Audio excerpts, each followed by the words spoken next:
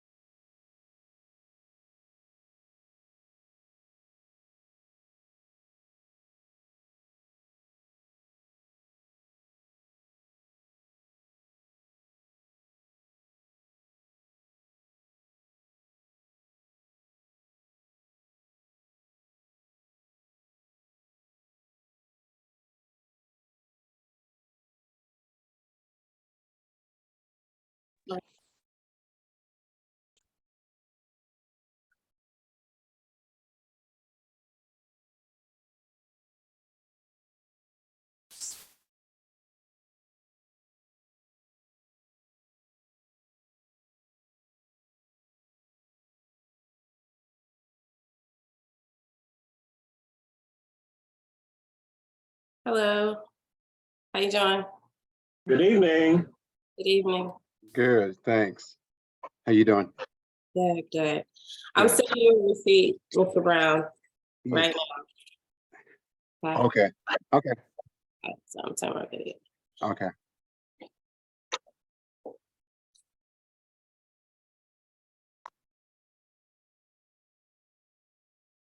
Hey, everyone. Hello. Hey, Alex, how you doing? Good. Okay.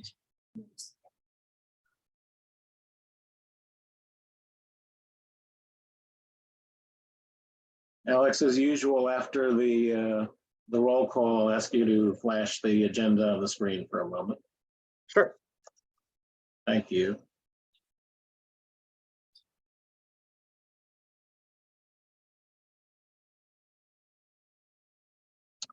And it's 6:29. We're almost ready to go. How you doing, Alex? I am doing Good. well. I don't know if did I speak to Steve? Hi, All doing right. well. Good. Good.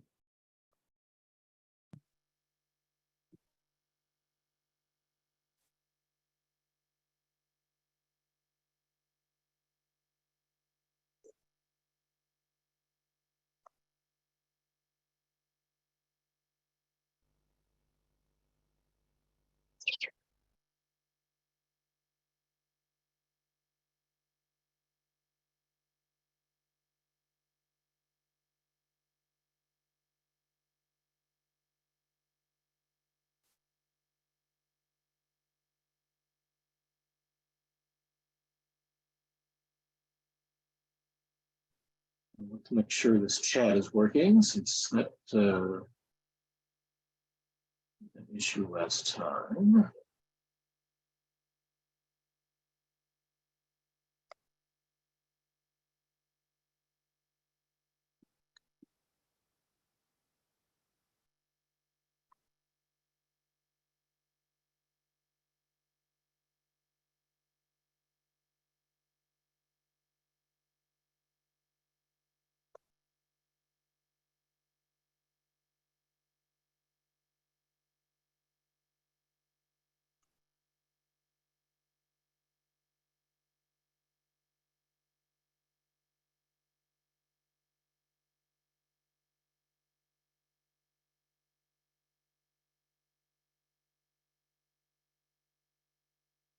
I believe we have the chat properly configured, but if not, I'm sure someone will let us know.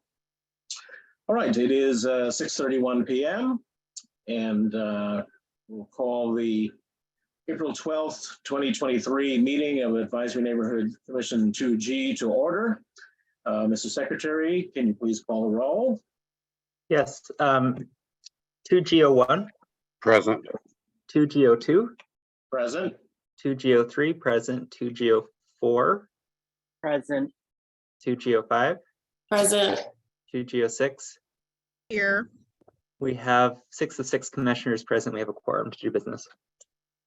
Thank you, Mr. Secretary. Can you please display the agenda?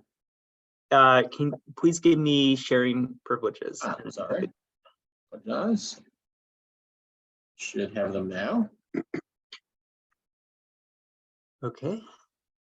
You should be able to see the agenda, the draft agenda. Great, thank you very much. Commissioners, if you have no additional items and no deletions, I would welcome a motion to approve the agenda as printed. I'd make a motion to approve the agenda as printed.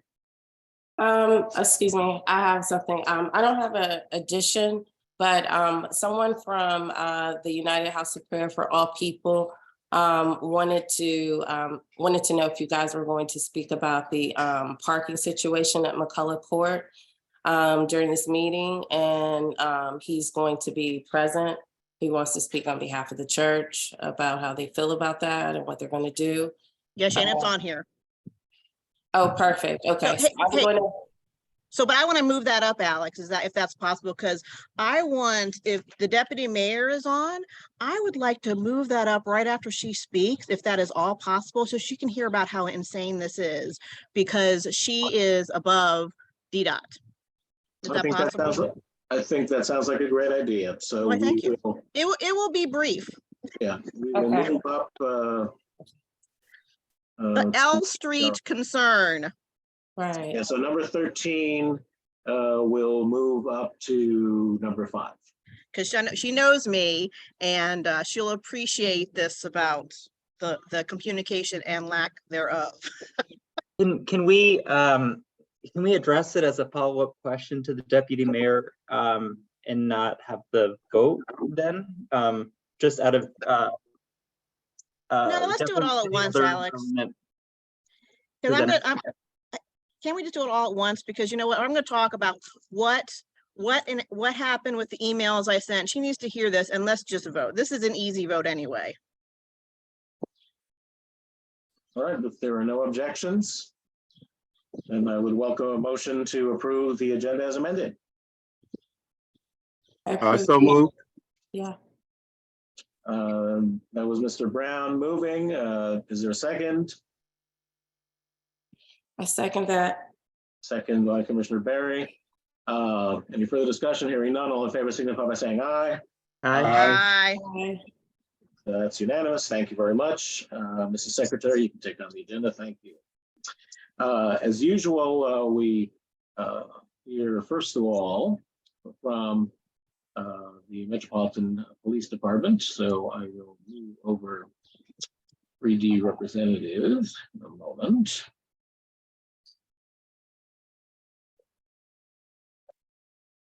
Lieutenant Miller. It's being moved over to panelist.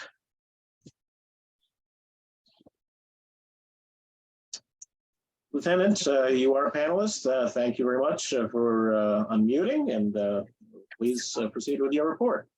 All right, so the last 30 days, we've had in ANC 2G, these are the violent crimes, 2 assault with dangerous weapons, and 7 robberies. For property crime, we've had 15 theft from autos and 9 motor vehicle thefts.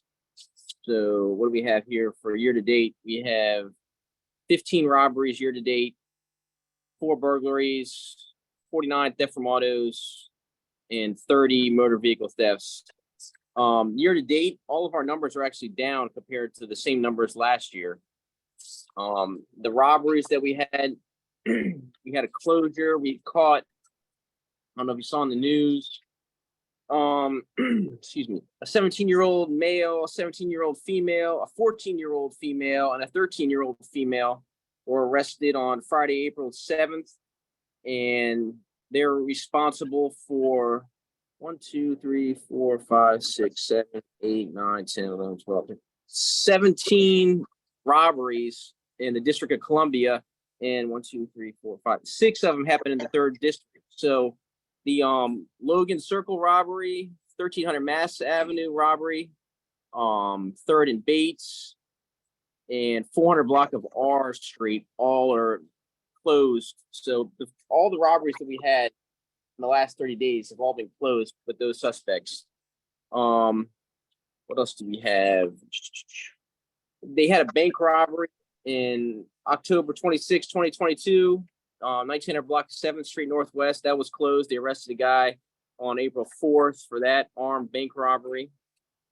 And let's see, for year to date, for the district of the 3rd district itself, there's been 1 homicide, 38 assault with dangerous weapons, 133 robberies, 71 burglaries, 244 motor vehicle thefts, and 640 theft from autos. So all those numbers are up from last year's numbers for the 3rd district.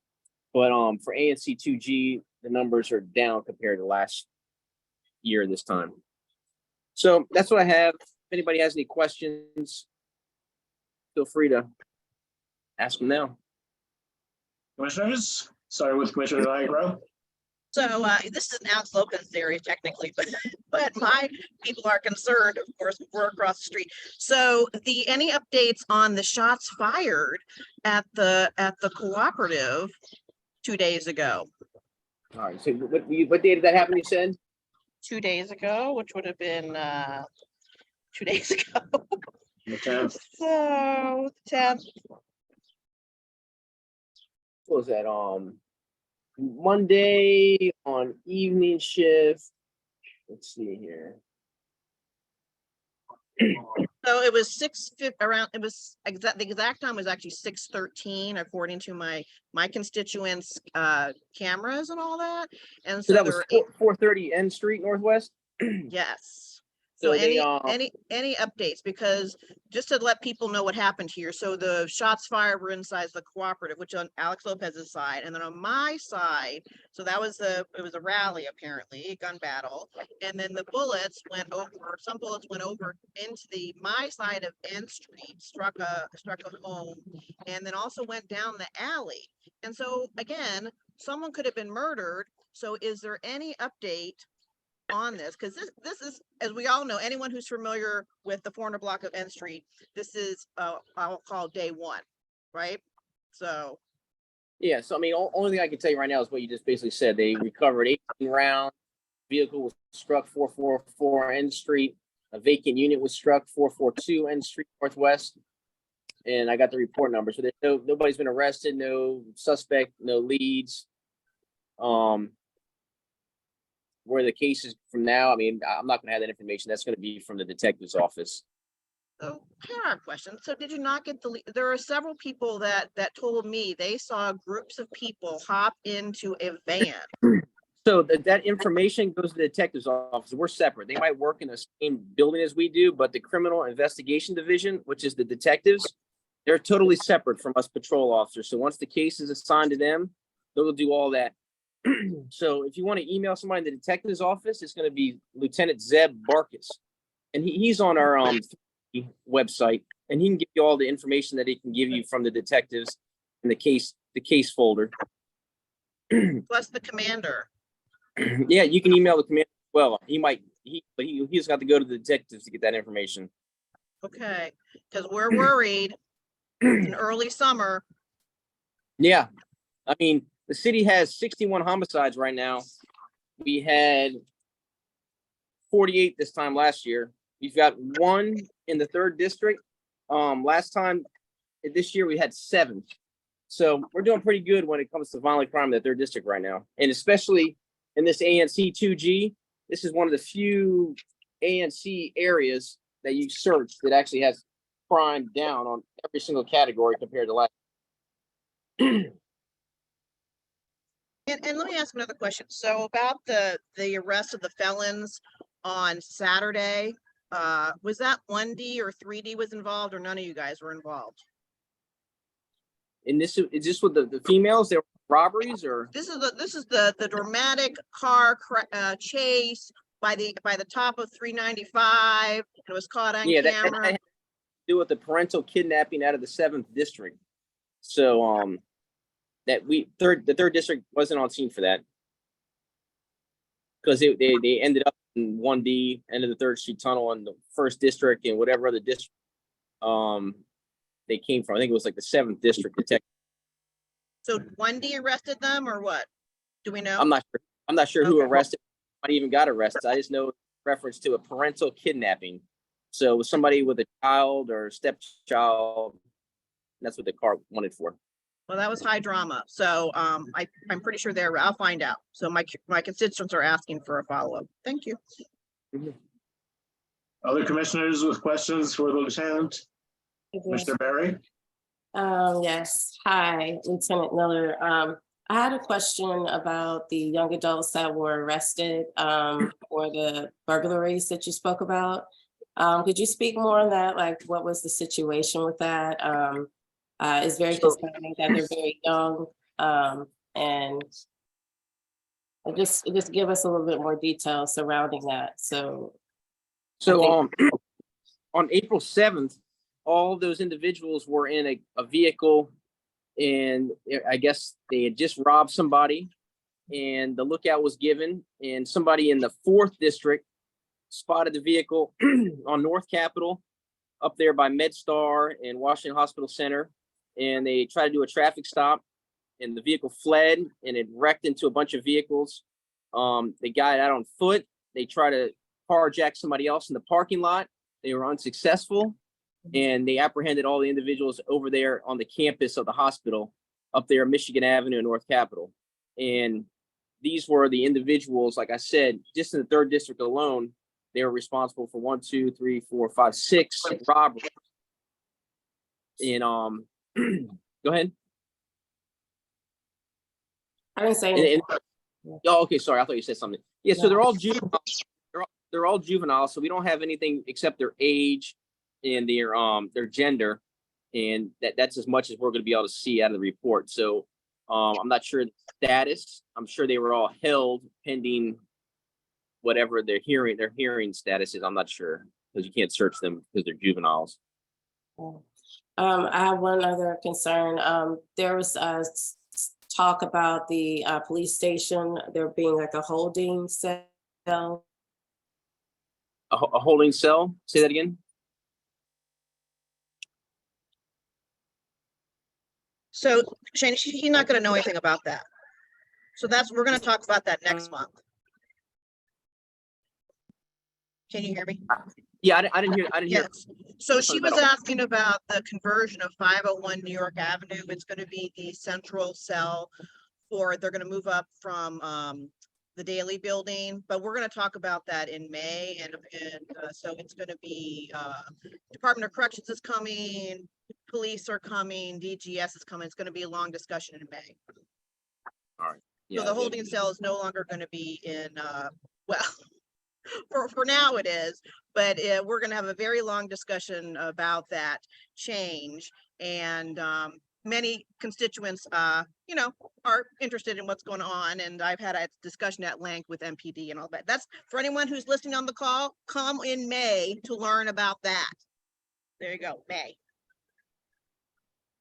All right, other questions from commissioners for the lieutenant? I don't see any hands, so I do see one hand, Shonda Watkins from the audience. Ms. Watkins, you can go ahead.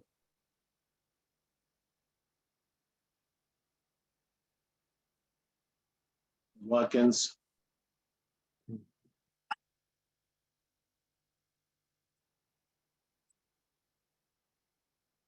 Ms. Watkins, can we get your question, please? All right, apparently Ms. Watkins isn't able to activate her microphone. Anyone else in the audience that would like to be recognized to ask Lieutenant Miller a question, please indicate by raise your hand or dial star 69.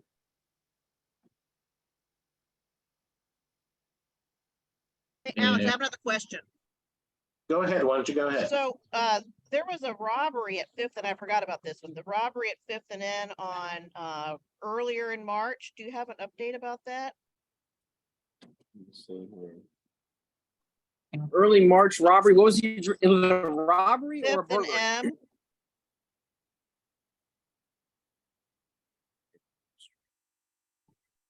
Yeah, I don't have anything on the 5th and M. so this was another one of the Canadian Goose jacket incidents. This was the exact date was March 11th. Let me see here. You know what time? Time. Let's see. I posted it. It was shortly after 1:30 maybe. Okay, yeah, that was the 1200 block of Fifth Street. Yep. Yeah, that's 4 individuals. All right, so yeah, I was on scene now. The guy was walking his dog and right down the street from his house in like a little tiny grass area. 4 juvenile males came up to him and said, "Give it up or give it all up." The victim thought they were joking. At that time, they assaulted him by ripping his jacket off him and throwing him to the ground and then going through his pockets. In the process, they tried to pull his watch off and cut him on the wrist.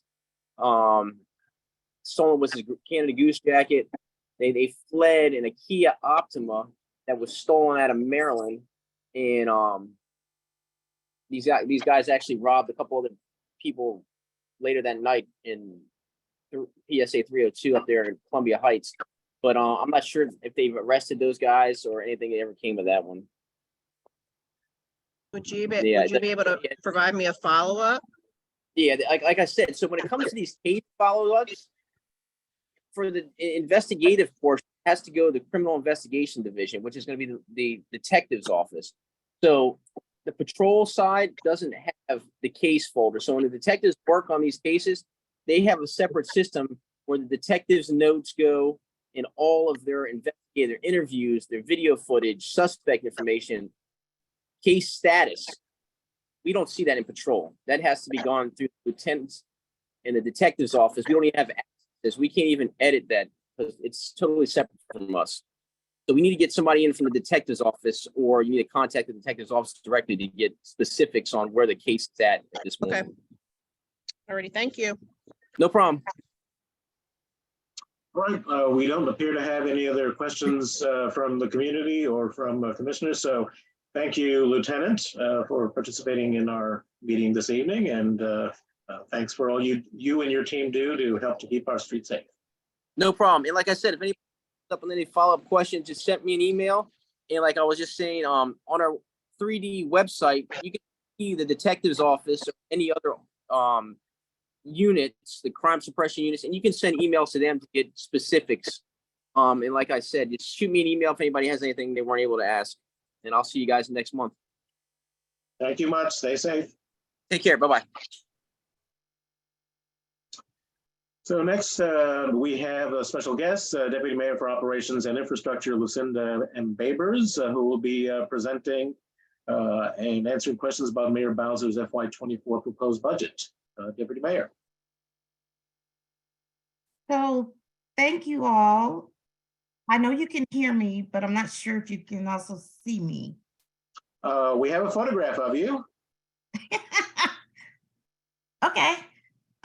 That works. Like if it works for you all, it works for me. So thank you for having me this evening to talk about Mayor Bowser's FY24 proposed budget.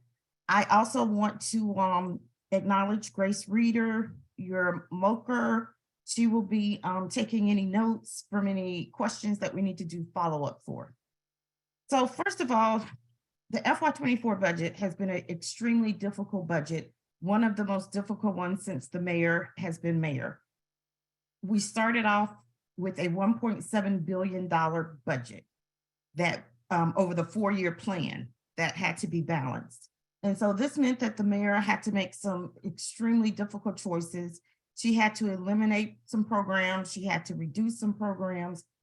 She had to make some decisions that, you know, a lot of people aren't going to like, even more so than usual. But we did end up with a $19.7 billion operating budget. And we also have a $10.3 billion 6-year capital improvement plan budget. So it kind of looks like the same monies, but we are still utilizing the American Rescue Plan Recovery Act funds. And those funds expire in FY24, or they have to be, you know, spent by FY24. So when we get to FY25, if our economy, which has been negatively impacted, as you all know, in the downtown area by more people teleworking, so the commuters are not coming into the city, they're not eating at the breakfast spots and getting coffee and staying for dinner and just taking advantage of our wonderful city. We also know that the tourists are not quite yet back. Now, of course, it kind of looked that way to me on Metro this evening coming home, but they're not quite back up to the level that they used to be. And then we know that due to inflation, everything costs more for us. So our fixed costs have increased, and we've had to use more of our revenue to cover those fixed costs. So those are some of the things that have led to that $1.7 billion deficit. So like I said, hard choices had to be made. Now, before I go into some specific Ward 2 capital investments, I want to share just a couple of things that are kind of overarching. So the mayor has proposed $145 million to support the a 5.05 increase in the UPSFF. And that, of course, is how the schools get funded on a per child basis. So she did look at that. She also included $116 million to raise teacher salaries because we have to continue to attract and to retain our teachers, both in public school and in charter schools. So those monies will be used for both public and charter. We're also looking at a $2.95 million increase for summer recreation activities and accelerated learning. We know that during the pandemic, many of our children fell behind. And so the Deputy Mayor for Education's office has been working with DCPS and the charter schools to focus on additional tutoring, just anything in order to try to accelerate the learning and bring the children back up to the level that they should be. And then, unfortunately, one thing that did take the hit of decreased revenues was the Housing Production Trust Fund. So the mayor had been really investing significant dollars every year. And unfortunately, this year she was only able to invest $31 million to bring that Housing Production Trust Fund level back up to 100 million. So in the past, it's been like 400 million. And so that's going to have an impact. one of my favorite things, so I included it, was $1.2 million is in the proposed budget to launch a new DC paramedic school. So similar to the police academy, which does a great job of recruiting and bringing in new recruits, the fire department will soon have their very own ability to do that through the paramedic school.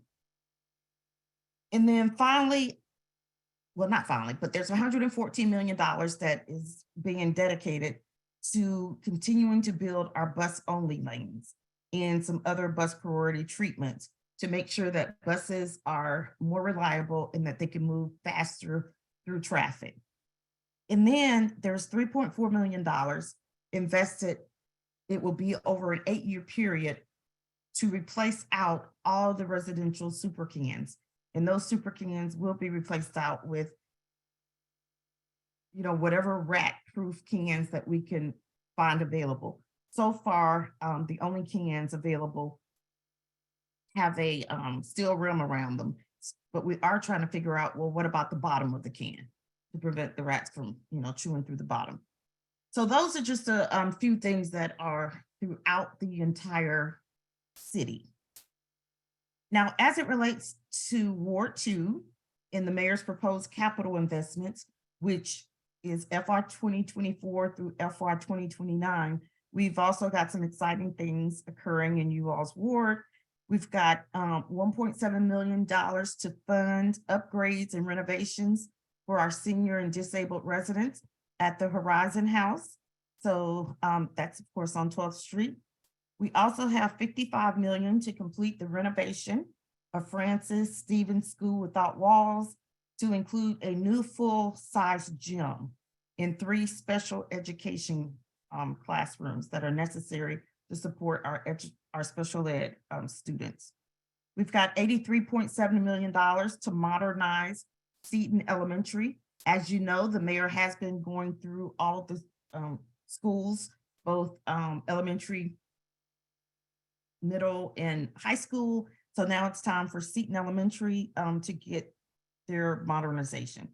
We've got $3.3 million to renovate the cafeteria at Hardy Middle School, $9.8 million for the creation of a new Farragut Square Park downtown. And that renovation is going to be similar to the renovation that was recently completed at Franklin Square. And if you haven't been to Franklin Square to take a look, it's a nice area now to walk through and sit down, eat your lunch. $400,000 for improvements to Book Hill Park, which is in Georgetown. $2.2 million for a new athletic field and playground equipment at Thompson Elementary. As it relates to transportation and the environment, we've got $23.5 million to continue to invest in the streets of Ward 4 to bring them up to what we call a state of good repair. So the mayor indicated that she wanted a state of good repair for paving by the end of calendar year 2024. So that's what those funds are going to do.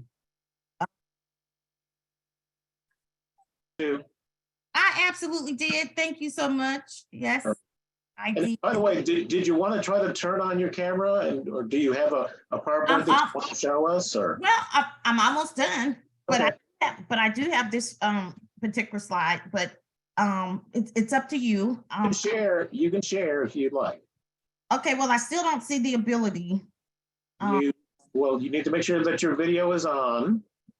Well, Second button from the bottom left. Well, no, I don't have a video button.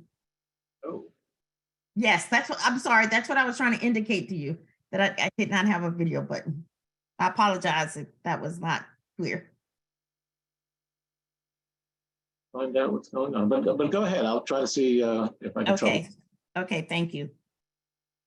We also have $26 million for 8 bus priority projects that are really citywide, but 2 of those were in Ward 2, and that is 13th Street Northwest and 7th Street Northwest. There's $12 million for the reconstruction of U Street Northwest between 14th and 18th Street. And that's basically to make the corridor safer for people that are walking, the pedestrians, the bicyclists. $36 million to complete the Pennsylvania Avenue Northwest Streetscape that's between 17th Street Northwest and Washington Circle. $3 million for Georgetown Safety and Mobility Project. So that would be on Wisconsin Avenue. And then also $4 million for what we are calling phase 2 of the Black Lives Matter Plaza. So those are the highlights of the capital investments that are in the mayor's budget. And I could certainly take any questions that you all may have. Oh, I get to join as a panelist now. Yeah, I think that. Okay, she'll be rejoining in a second.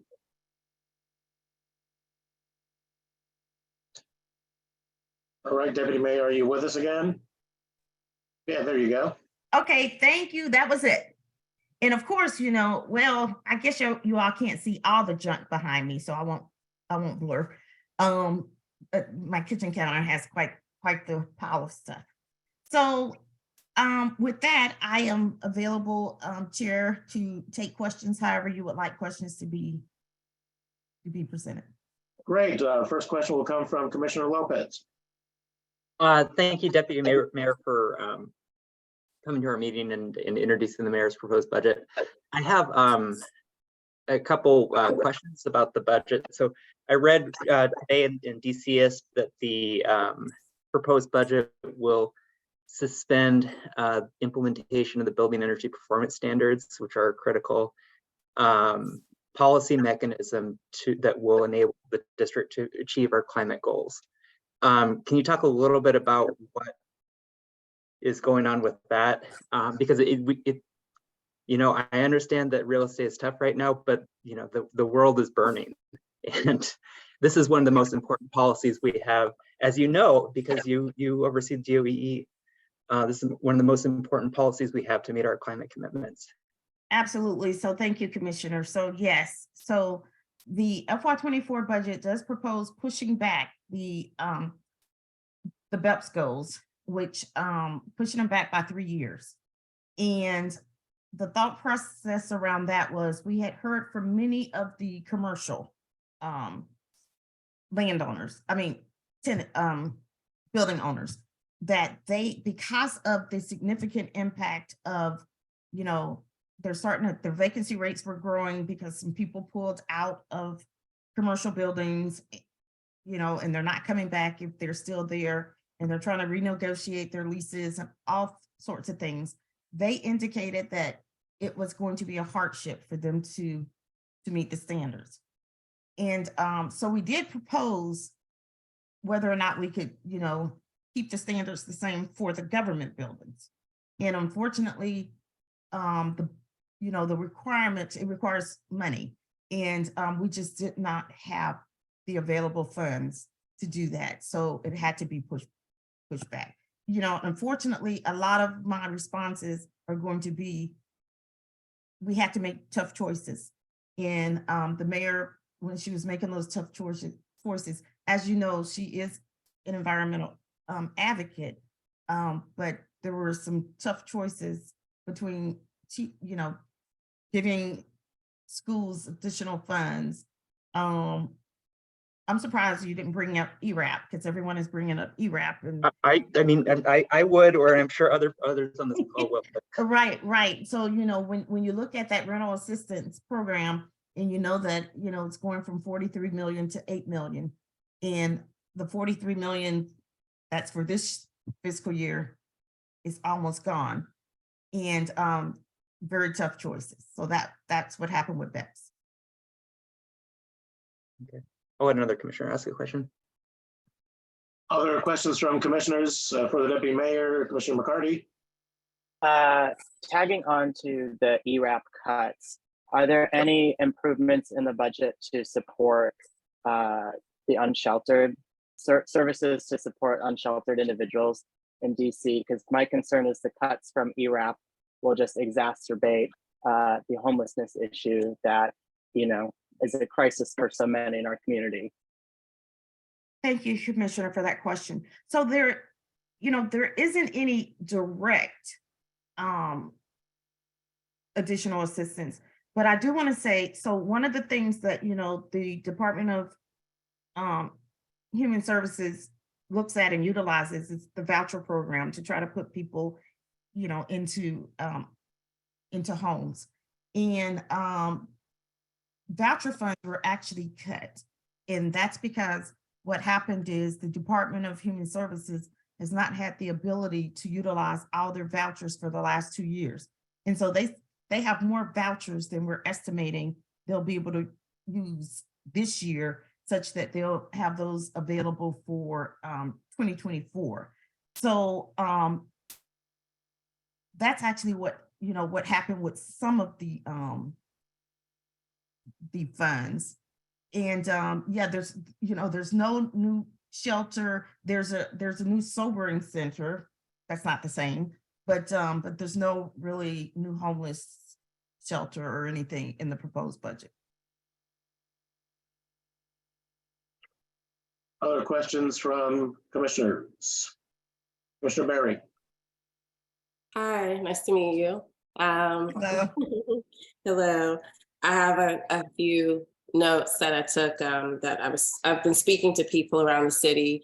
Something that's been a great concern, especially with the budget in my single member district, especially, is the Kennedy Recreation Center.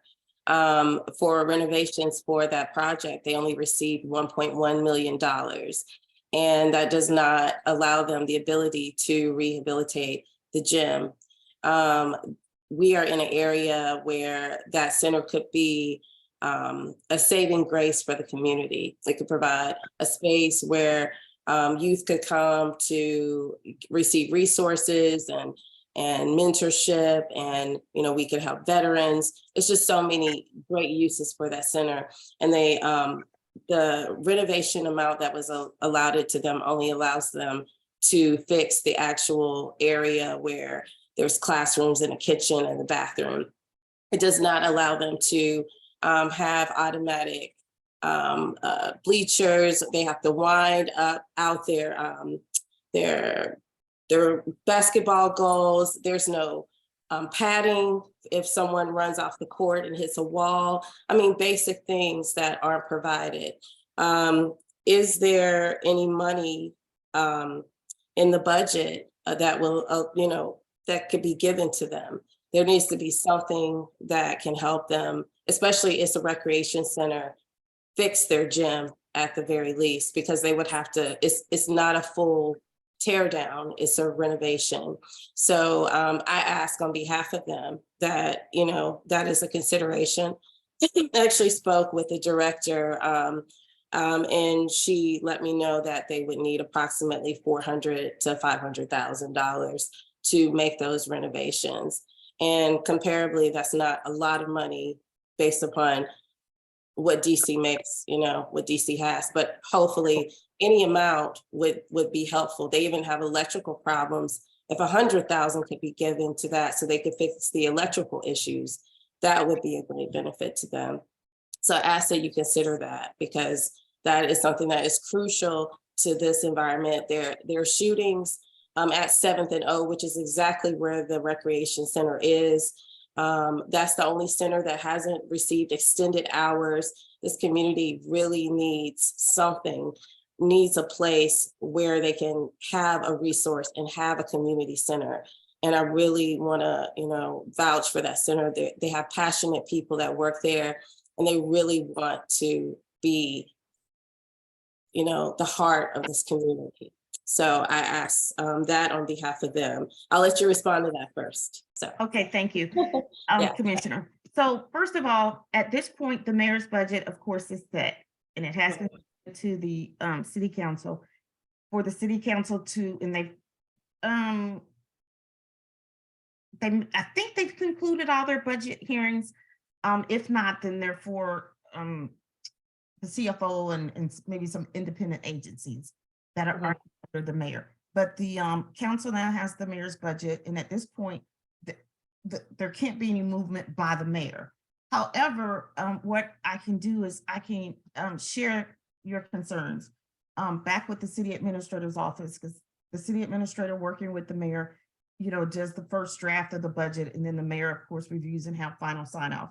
So what I can do is share that, because what you know may happen throughout the next year is that there may be surplus monies that are identified by the chief financial officer, such that we would want to know and have plans of how to spend that money. So we always do try to give them a list of things that come from the commissioners or come from everyday residents that are not a lot of money. So if you're saying $400,000, that's certainly something that they should, make sure they put on their list to see what we can do in terms of expanding. But right now at the moment, there's no additional funds that can be identified. Right. That would be great. That's just a ray of hope, that center would love to hear.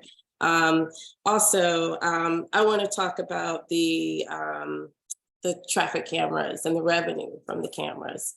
That has been a source of concern for me. I am a driver. I have a huge issue with the focus on being taken away from drivers and vehicles in this city. I feel like there is no regard for the people who fund the revenue in the city.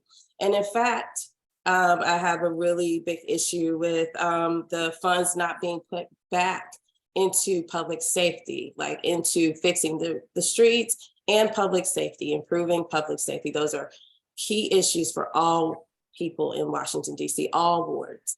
And I want there to be more of a balance issued across the board. If this message could be, communicated, that there is not a balance. I am driving, I see cyclists, I see scooter riders in and out of the driving lane. There's no repercussions for them. Here, now we're about to have buses with cameras on it. It's like it is, let's get all of these drivers. It is a campaign for it. And I'm just like, it's predatory, it doesn't seem balanced. It doesn't seem fair. And it's growing. It's the move for it, the lobbying for cyclists is bigger than ever. And I do believe in the notion that the squeaky wheel does get the oil. And the squeaky wheel in this case are people who write letters and who have been lobbying for bike lanes and not lobbying for drivers, because drivers have not been doing that. On the same token, that has already been put into place. The cameras are going to be on the metros and stuff like that. I ask that money be put back into public safety, that at least, or improving the conditions of the streets and the roads that we ride on. That's my suggestion. Well, thank you, Commissioner. And I do want to say that when I said that we had a $1.7 billion deficit, it was across the board. So the deficit was, related to the Department of Transportation, the Metropolitan Police Department, all the agencies that do deal in traffic safety. So we were able to get the Chief Financial Officer's office to certify additional revenue from ATE cameras, automated traffic enforcement cameras. Much of that revenue, first of all, it's $578 million across the 4-year plan. So it's not, $475 million in 2024. And most of that revenue was put towards those very agencies that we talk about. I mean, we can't pinpoint exactly where, but everybody was taking a hit with that $1.7 billion deficit. And things that weren't going to get funded in DDOT, weren't going to get funded in MPD if that additional camera revenue was not identified. I will also say that the mayor has also created an ATE task force to take a look at our fine structure in terms of should our fines be reduced, to take a look at the locations that the cameras are being placed, although they are being placed on what we call the high injury network as it relates to Vision Zero. But I co-chair that task force with Dr. Amber Hewitt, who is the director of the Office of Racial Equity, because we also want to look at things with an equity lens because unfortunately, most of the traffic fatalities are occurring in Ward 7. And then Ward 8 is second. And so we want to focus our Vision Zero, our traffic safety measures where the fatalities and the serious crashes and injuries are occurring. And so unfortunately, you all have some roadways where, you know, Maryland drivers just zoom on in many cases. And so it has been, studies have shown that traffic cameras are one of the best ways to reduce that speed, in addition to us trying to do road diets. We actually, bicycle lanes are part of road diets. Anything to narrow the roadway for cars, get cars to slow down. And, you know, I wouldn't say that there is a war on cars. I would just state the obvious. If a bicycle runs into a car, more than likely the bicyclist is going to have damage. If a pedestrian is running, jogging, and runs into a car, they're going to have more damage. Bottom line is the car simply causes more damage. And when we're looking at injuries, serious injuries and fatalities, which is what we're focusing on in terms of Vision Zero and traffic safety, unfortunately, the focus is on how do we get cars to slow down. That's all. I understand that, but that also creates a traffic issue for the drivers, that people that actually live here that aren't speeding through. It creates congestion, longer commute times. It even, you know, I know the mayor is talking about, you know, having more Black residents own homes here, but if Black residents don't have a place to park, they're not owning homes here. Traditionally, Black residents are not taking scooters and bikes. Those are white residents and people who have gentrified the city, and that is a fact. And the buses, you know, you're making those free now. Well, hopefully soon, the buses will have no fee to them. Well, the buses aren't safe. You know, it is the cheapest way to get around the city, but it is not a safe way to travel. And the fact that they might be 24 hours. I mean, I worry about what those security measures will be on the bus lines that will have 24-hour service and will, you know, travel in those different wards. And I also expect that those bus lines that travel 24 hours, if they are there to, you know, cater to the city and to make, you know, transportation easier for people, that they're equitable across the wards and not just in 1, 2, and, you know, not in Ward 7 and 8. But I believe that in Ward 2, where I live, there's a co-op here. There's people who park blocks away to walk to their home, and they're older residents. I feel like bike lanes and not having parking and not having, you know, places where people can drive, it pushes minorities out of the city. It pushes families out of the city. It pushes older residents, and it pushes, you know, it pushes people with vehicles who need to drive out of the city. And it's not equitable. It's not racially equitable if you are making a gamut to uplift like cyclists and bike lanes and scooters primarily. That's not providing racial equity.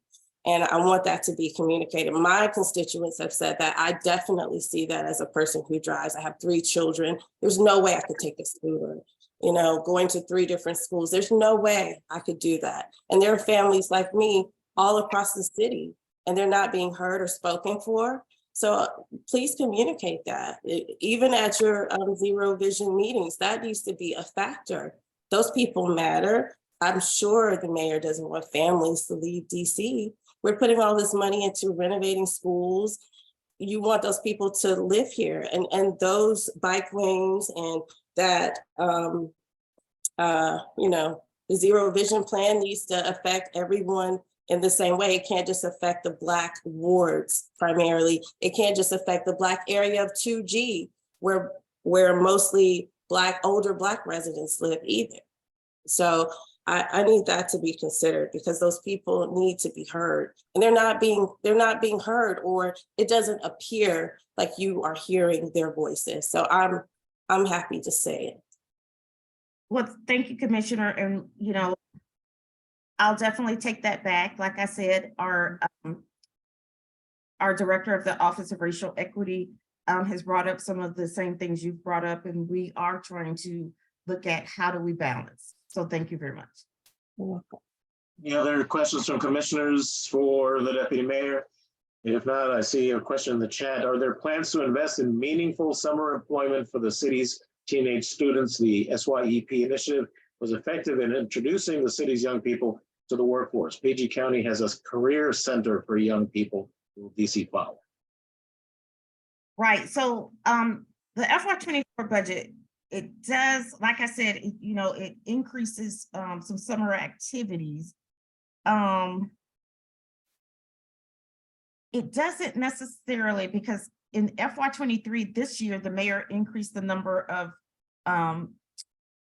NYSCP slots. And you know that it goes all the way up to 24-year-olds, from 14 to 24-year-olds. So there wasn't additional monies put into that. But what we're hoping for is that, we're trying to focus on our schools, and we're hoping that we can, of course, get the graduation rates up, get children into a vocational or college or something where they can then go and they can get, the mayor always likes to say, their fair shot in a pathway to the middle class.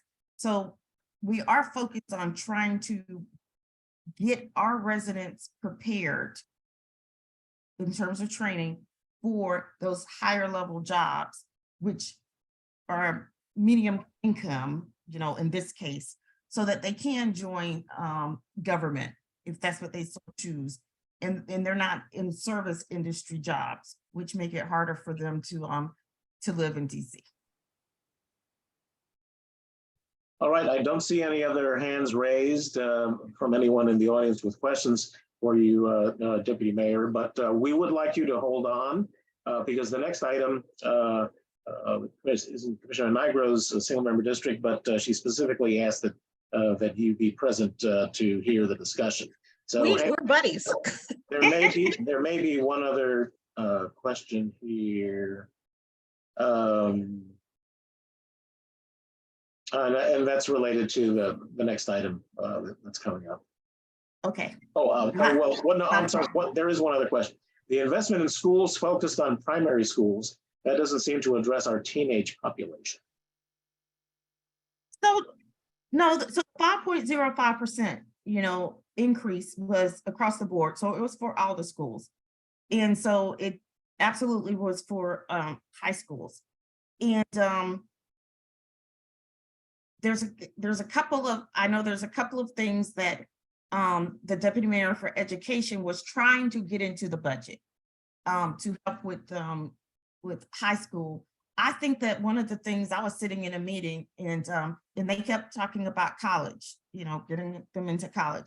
And at one point I had to say, what about vocational? What is our efforts? Because not all individuals who graduate from high school want to go to college, or college may not be for them, but they still need the means, they still need a trade, a master plumber, a master electrician, they make 6 figures, if they want to work.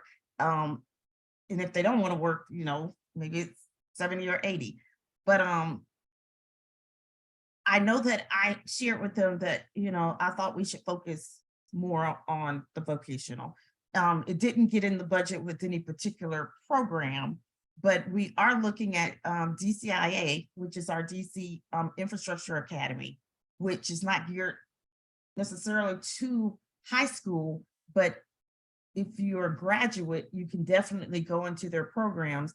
And DCIA this year is rolling out an additional program. They're partnering with WMATA. WMATA needs mechanics to work on the trains.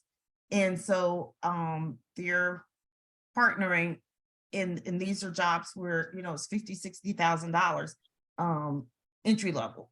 So so we are looking at trying to communicate to the younger people who are in high school, getting ready to graduate, or perhaps they're a junior and they're trying to figure things out, to let them know what all is available. So nothing specific, but we're trying to do a better job at communicating what is already out there and available.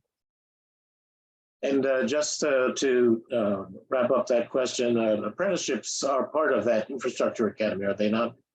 Correct. Great. There's a great PEPCO program. I love PEPCO's program because at the academy, it's actually, you know, we built out poles for the student to actually be able to climb up, get the training to climb up the pole and get that necessary high voltage training. So absolutely. Great, thank you very much. So Commissioner Nigro, since this issue on the 600 block of L Street is in your SMD, if you would introduce the issue and then we'll transition to Commissioner Lopez, who chairs our. Wait a second, Alex. Hey. Alex, there's a question in the chat about parking in zone 2. That's going to be taken up in this next time. Okay. Specific to L Street. Okay, perfect. All right. Thank you. Okay, folks. So welcome to everyone from the Paradise Garden apartment complex. I'm very happy to see many of you on the call, and I see one of my prominent social media followers on the call. So thank you for attending. This is very important. And I asked the deputy mayor to stay on the call because she is above DDOT and she needs to hear about my interaction with DDOT about this. So this is concerning the removal of RPP parking from the 600 block of L Street. So that is specifically residential permit parking, right? So currently on the north side of the 600 block of L Street, anyone that has a zone 2 sticker can park on that north side 24/7. There are currently no meters. Meters are on the other side, on the south side. So I received a letter from DDOT, a notice of intent, that's what it's called, to remove the residential parking on the north side. And what was the disturbing part of this letter was, first of all, that they wanted to remove the residential parking. That was bad enough.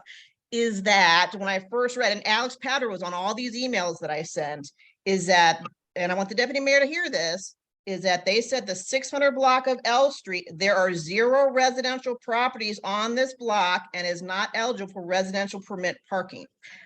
I will tell you, when I read that, I was insulted because there are hundreds of residents that live on McCullough Court who have lived there for decades. I was insane about this letter. So I immediately called it out to DDOT and said, we've got hundreds of people that live there. They don't have an L Street address. They have a McCullough Court address and they count. So you need to make a correction. And I said, first of all, don't do this because it's just wrong. And it just, no one wants this residential parking to disappear. So this is a volley back and forth between me and DDOT, many emails, and they refused to make the correction to the notice of intent that yes, there are people, even though yes, they don't have an L Street address, you have a McCullough Court address. They refused to make that correction, which is insane. And then they wanted to change it a little bit to talk about meters. I said, nah, you need to make correct notice of intent. They did not make any changes. So went out to the community, which I put out to everyone in paper form, emails and social media, is this asking for complete removal. So many constituents are now aware of it in Paradise Gardens. The management of Paradise Gardens is well aware of this. This has gone around social media. So what I'm asking that the commissioners support is that no residential parking be removed from 7th Street to 6th Street on the 600 block of L Street on the north side. There will be no meters placed there whatsoever on the north side. And there was talk about a compromise. No, we have no compromise. The residential RPP parking will stay on that north side. And also let me do a little, also clarification about the building across the street. I have talked to the building across the street along with the restaurant owners to increase the garage hours. That did not get increased. So we need to keep that residential parking. And also in the future, I have asked for the other single member district streets to be RPP parking too. So this all needs to be in place. We got the convention center going. We've got people coming to restaurants. All sorts of stuff is happening. That parking needs to remain. So I hear you, Paradise Gardens, and anyone who's on this call, or anyone in the public, it doesn't matter who, but specifically Paradise Gardens, needs to write that email to DDOT. I already have a nice little group, but we need to do a home run and tell DDOT that, first of all, you exist, that you're on that block, and that we do not want that residential parking to be removed. I'm gonna put everything in the chat so y'all can see it. And if anyone wants to call me about it, call me 202-236-3329. There you go. And everyone, a lot of people know me. Devontae's on the call. He can let everyone know. So go ahead, Alex Lopez. Can we bring Dr. Elder Murray? We're gonna have Alex go first because he's chair of the Okay. transportation, and then we're gonna open up to the other commissioners, and then we're gonna open up to the public. Because I see my Paradise Gardens people on the call, which is good. I like it. Okay, So so let me just summarize that the ANC 2G Transportation Public Safety Committee met on Monday to discuss a DDOT NOI regarding removal of parking on 600 block L Street Northwest. The justification for the NOI was that there are no eligible residential properties on that block, and I think as Commissioner Nigro informed us, and it's correct, there are many residential properties technically on McCullough Court, but McCullough Court is essentially like a courtyard that feeds into L Street, and based on the fact that there are RPP eligible residents living off of the 600 block of L Street, we voted to recommend that the ANC send a resolution to DDOT opposing the removal of RPP parking, and further, as Commissioner Nigro said, opposing the installation of parking meters on the north side of the street. And Alex, let me add it because the deputy mayor needs to hear this. So I talked to Sharon, deputy mayor, my last kind of like punch, right? Like, and I said, Sharon, this is the deputy director of DDOT. I said, Sharon, don't do this. Do not do this. Because first of all, we all know how it's going to end up, right? You've angered hundreds of people. They're all going to say, don't take away my parking. And in the end, I talk about time and money. This is a waste of time and money. Okay. So, and Sharon said it's going through. I was like, Sharon. So here's where we are. So it's all about time and money. If they want to waste the time and money, I will have all my constituents write emails. Fine. And they'll all say, keep the parking. So can I just jump in for a minute? I know Yes. you all were going to go to the public. And I have been communicating back and forth by text with Sharon Kirschbaum, who is the deputy director for DDOT. You should bring her on.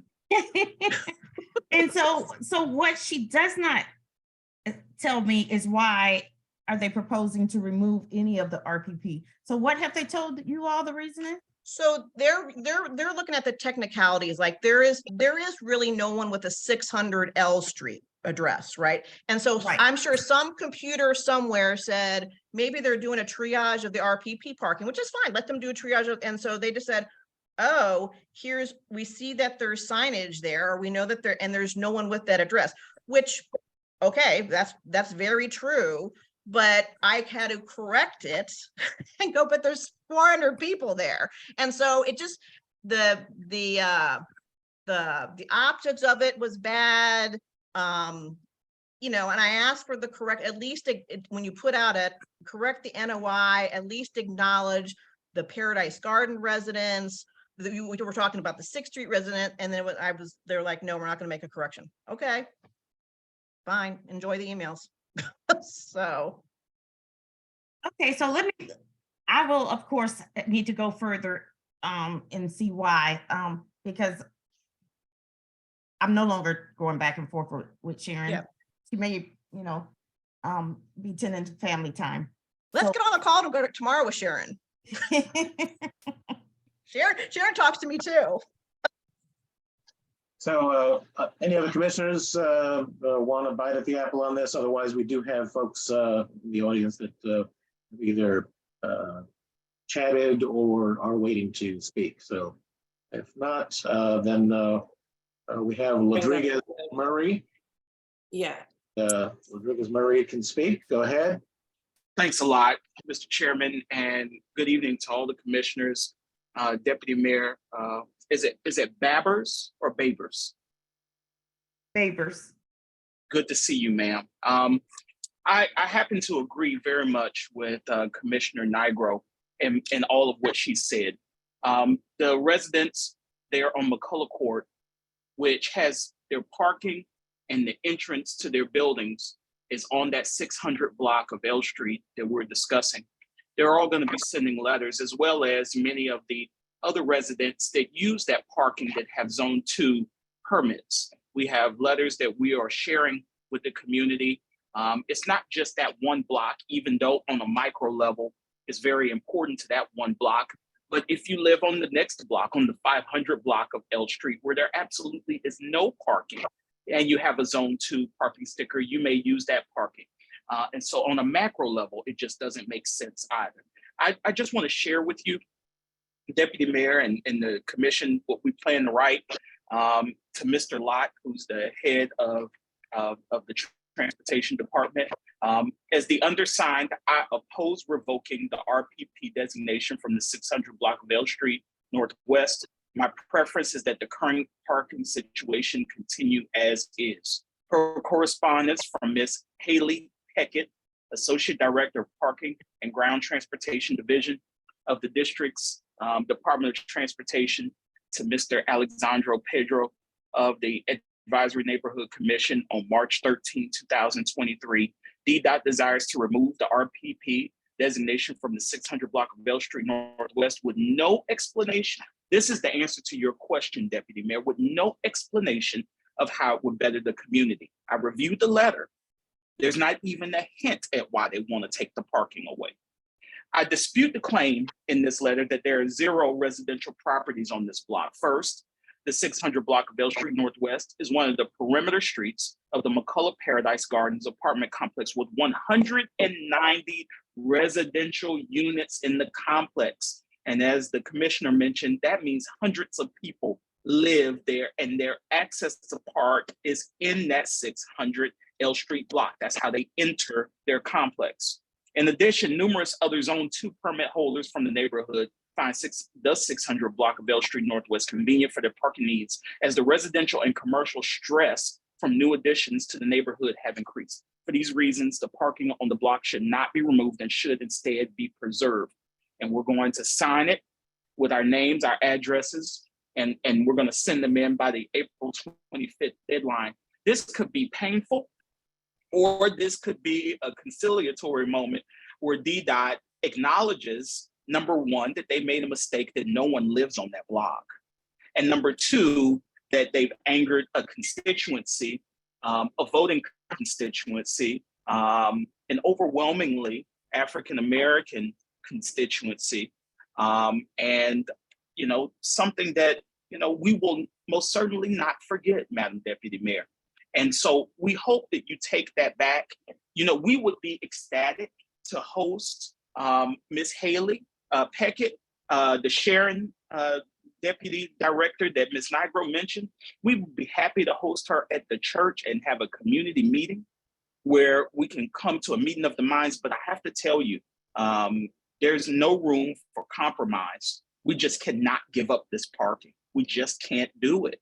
And there has to be a recognition that those people live there, because to have that letter come out that there are 0 residential properties on the block, it basically says to these people, who are the descendants of many who have been forgotten in the past, that in 2023, they don't exist. And as taxpayers in this city, we just cannot allow that kind of language to continue to persist. So thank you guys very much. And we look forward to working with all of you to resolve this. Hey, Mr. Murray, that is fantastic. We should have breakfast. Let's meet everyone for breakfast.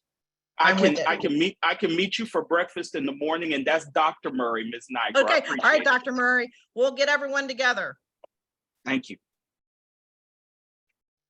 All right, Deputy Mayor, I don't know if you've seen, but we have a number of folks in the chat that have commented, basically, expressing outrage, the fact that their patios are on L Street. If their address isn't to L Street, then maybe they need to change their address to L Street if that's what needs to happen in order to be able to make sure that their parking is preserved. We have other folks commenting that this similar thing has happened to them, that they, for example, one person lives at 1739 7th Street, but the entrance to their building is on S Street, and their parking has also been similarly taken away and replaced with meters. So I don't see any other hands of folks that want to speak on this. I think that it's appropriate for the commission now to take action on the resolution that is before us. So, Commissioner Lopez.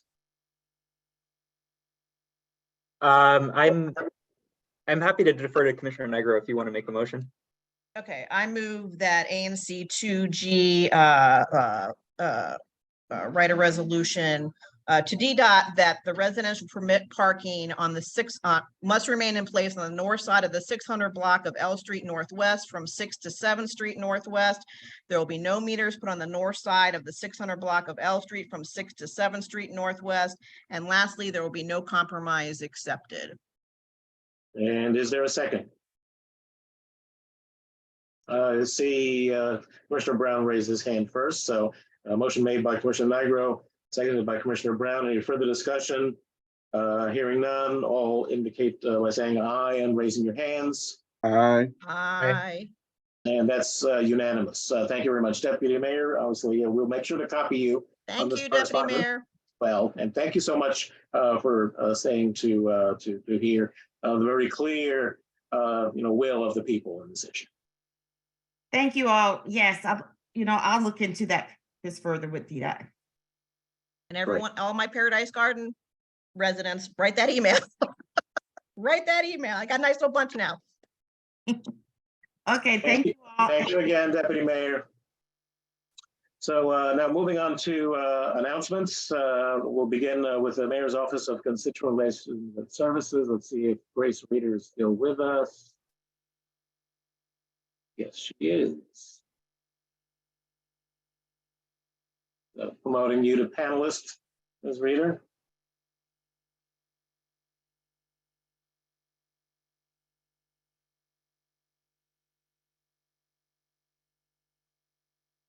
Ms. Reeder, are you able to accept and move over to panelist? Perhaps she had to step away. Oh, there she goes. You can go ahead and unmute. Hi, everyone. Sorry, my dog is barking. But for the sake of time, I don't have any other updates outside of the budget presentation, so we can move on to the next presenter because I know that took a little longer than expected. All right, thank you. But let's see if we have any questions for you. So Ms. Reeder is from the Mayor's Office of Constituent Relations and Services. If there are any service-related issues for Ward 2 that you'd like to direct to her, go ahead and raise your hand, dial *69 so that we can recognize you. And I don't see any hands. So thank you, and I hope you can stay on the line in case something does come up a little later that you can help us address. I presume that there were no questions from commissioners because I didn't see any hands. All right. So next we'll move on to Ward 2, Councilmember Pinto's office. I know that we had Brian Romanowski on earlier. Let's see if he's still with us. And looks like he had to drop off unless you're using a phone number, Brian. He's here. There you go. All right, there you go. So promoting you to panelist.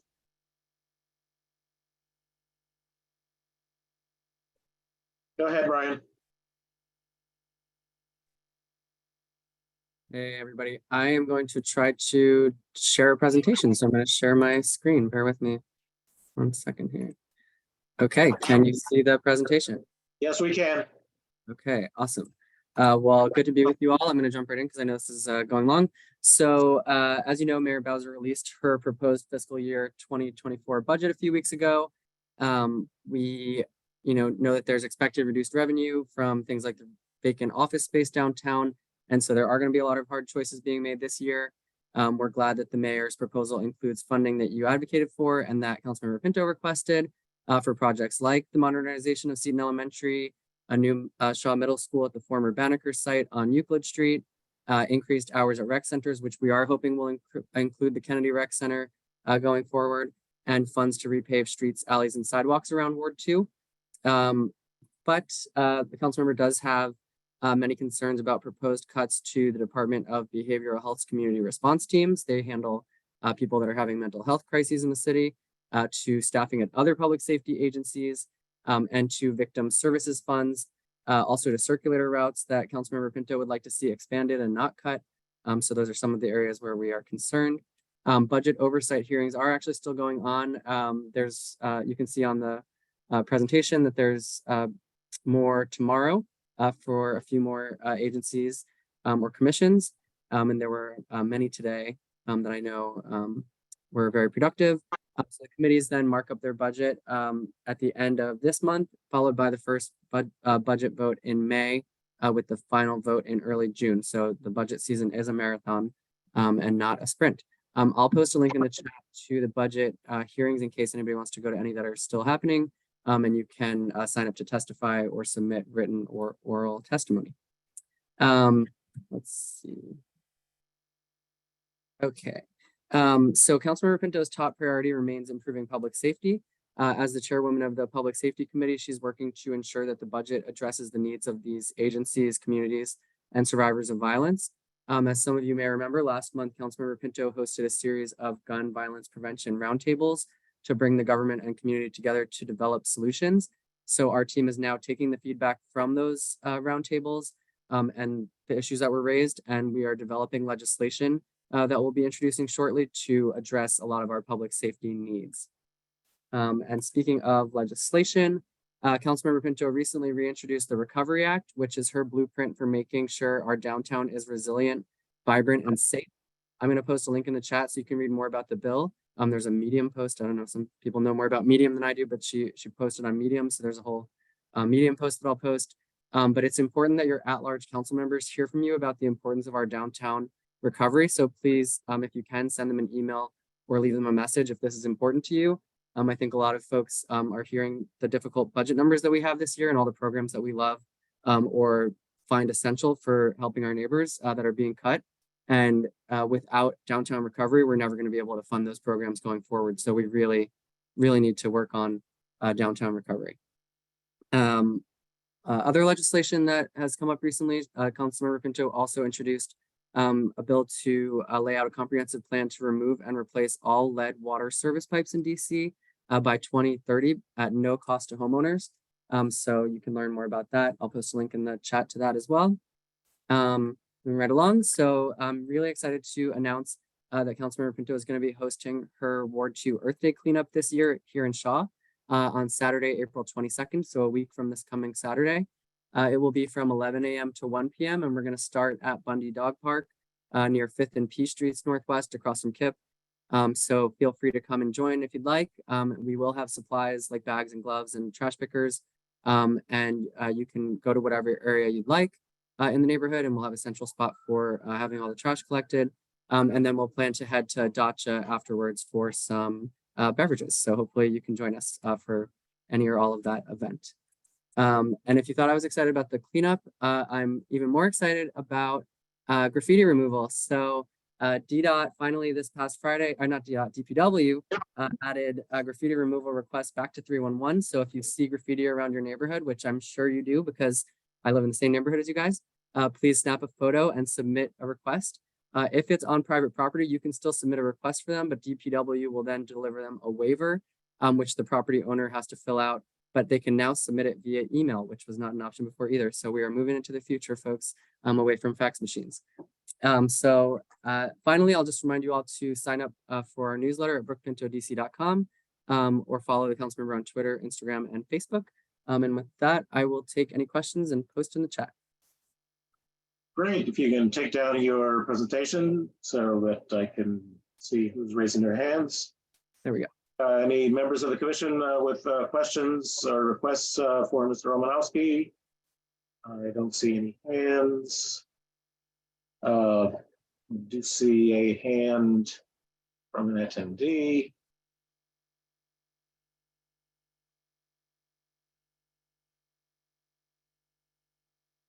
It's someone who's identified themselves as Jay. So go ahead, Jay. Hi, it's Yelena, and I live in Blagden Alley. And how's it going, Brian? Nice to see you on our meeting. It's super exciting about the trash pickup, but I'd like to also ask, what is Councilmember Pinto doing with respect to keeping businesses accountable? Poor Brian, I know he's been inundated from me and my neighbors probably the last 2 years about the trash in Blagden Alley, which just continues to be a problem. We've called 311, we've tweeted, we've spoken to our commissioners. We would love any kind of a solution that addresses the root cause, because it's not residents who are throwing piles of trash into the alley. And so when I hear, community trash pickup, that is wonderful. I will be the first one out there. I'm happy to do my part, but I'd like to understand how we're going to stop it from happening to begin with and hold businesses accountable. This is a known problem for over 2 years, and it's known to pretty much, I think, everyone that has been in the past ANC, this ANC, and it just persists. Thank you, Yelena, for your question, and good to see you, and hope to see you at the cleanup, as you said. Yes, as you know, this has been going on for a really long time, before even some of the businesses there were open. The answer really is the trash compactor that we've been working on, as you know. So I'll have to check with the Mayor's Office of Nightlife and Culture because they've taken the lead on that now. But the trash compactor is going to hopefully help cut down on the amount of different trash collectors that are coming into the alley. I think that some of the businesses all have different collectors and different days of the week for collection. So generally by the end of the weekend, as you know, things pile up and get to be too much. So that is, I think, the best solution for everybody going forward. I will also just mention, please do report it to 311. DPW sweep inspectors will come out. I've had them come out. I know you've had them come out. They will find the businesses if their trash is overflowing, and they will, it'll hurt them monetarily and, hit them in their wallet, and that's okay. That's what it's meant to do. But make sure that you are always posting new photos. I see the same photos posted often, and I'm just going to say it. I think they're old photos. So please, I'm sure it's happening weekly. So we need a new photo. We can't be using that same old photo anymore. And apparently, the same. I'm gonna have to correct you on that one, Brian, because we've been sending in March as well.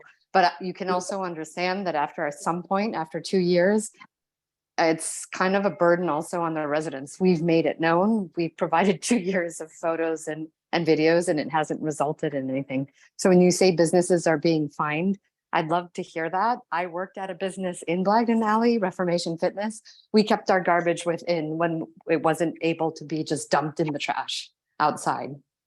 And so that's why I would like to understand what is being done to hold businesses accountable. Because when we've called 311 and had sweeps, we've never heard much of a response. Well, that is surprising because 311 should be giving you a response. So please do that instead of tweeting. Okay. And also, I've noted that there's one particular business in Blagden Alley that is the biggest scofflaw. So I'll follow up with you about that. All right. Seeing no other hands for questions for you, Brian. Thank you very much for your patience, and thank you for the updates. And we look forward to seeing you during the cleanup a week from Saturday, if not before. All right, taking a look to see if we've got any other DC government representatives that have announcements that they'd like to make before we continue to announcements from commissioners and members of the commission. If there is someone else from a DC agency that is not on the agenda, please indicate your interest in speaking at this point by raising your hand or dialing *69. And let's see who. Yes, I see Solana Vandernat from Events DC. So let me go ahead and promote you over to panelist, Vandernat. You can go ahead now. Please unmute. We can't hear you. Can you hear me now? Yes. Awesome. Well, good evening, everybody. My name is Lana Vandernat. I'm the Senior Manager of Community Engagement for the Walter E. Washington Convention Center. I'm happy to serve as the connection point between you and Events DC. I'll put my contact information in the chat. Feel free to reach out if you have any questions. As a reminder, to learn more about Events DC, our programs, initiatives, and other opportunities, visit our website, eventsdc.com. If you have not already done so, please sign up for our Events DC electronic mailing list and follow us on our social media platforms. And I'll put all of these links in the chat as well. In regards to the April Convention Center event calendar for the rest of this month, we have 17 upcoming events, 11 single day events, and 6 multi-day events. Something to note, no additional security measures are expected for these. And I would like to highlight 3 of these for you. On Monday, April 17th through Friday, April 21st. So that is 5 days. The 35th International Papillomavirus Conference in Basic Science, Clinical and Public Health workshops will be with us at the Convention Center. Their estimated attendance is 1,200. Saturday, April 22nd through Sunday, April 23rd, the Made Hoops will be at the Convention Center. Their estimated attendance is 6,000. And finally, to end the month, Thursday, April 27th through Monday, May 1st, which is again 5 days, the Pediatric Academic Society's annual meeting will be with us, and their estimated attendance is about 7,000. Finally, we also have some volunteer opportunities coming up. Day of play at the fields at RFK will be this upcoming Monday, April 17th from 12 to 4. I'll put the registration link in the chat. We are also looking for volunteers. So any volunteers above the age of 18 are welcome. And we also have the Around the World Embassy Tour, which is May 6th from 10 a.m. to 4:30. We are looking for people to participate in that event as well. And for that one, all volunteers must be 19 or older. So that's what I have for us for this call this month. Thank you for letting me join, and please let me know if you have any questions. Questions for Ms. Vandernat, commissioners? Questions from the audience? Raise your hand or indicate star 69 if you're on the phone. I do see one hand here. That's Claude Bailey. Mr. Bailey, did you have a question for Ms. Vandernat? No, I did not. I don't know where you are on the agenda. Unfortunately, I just got on the call. Something came up, but if possible, I still would like to present on that Alleloo. Yes, we haven't gotten to you yet. I'm going to put you back in the queue, but we will be calling you. Okay, thank you. And let's see, Christopher Lucas.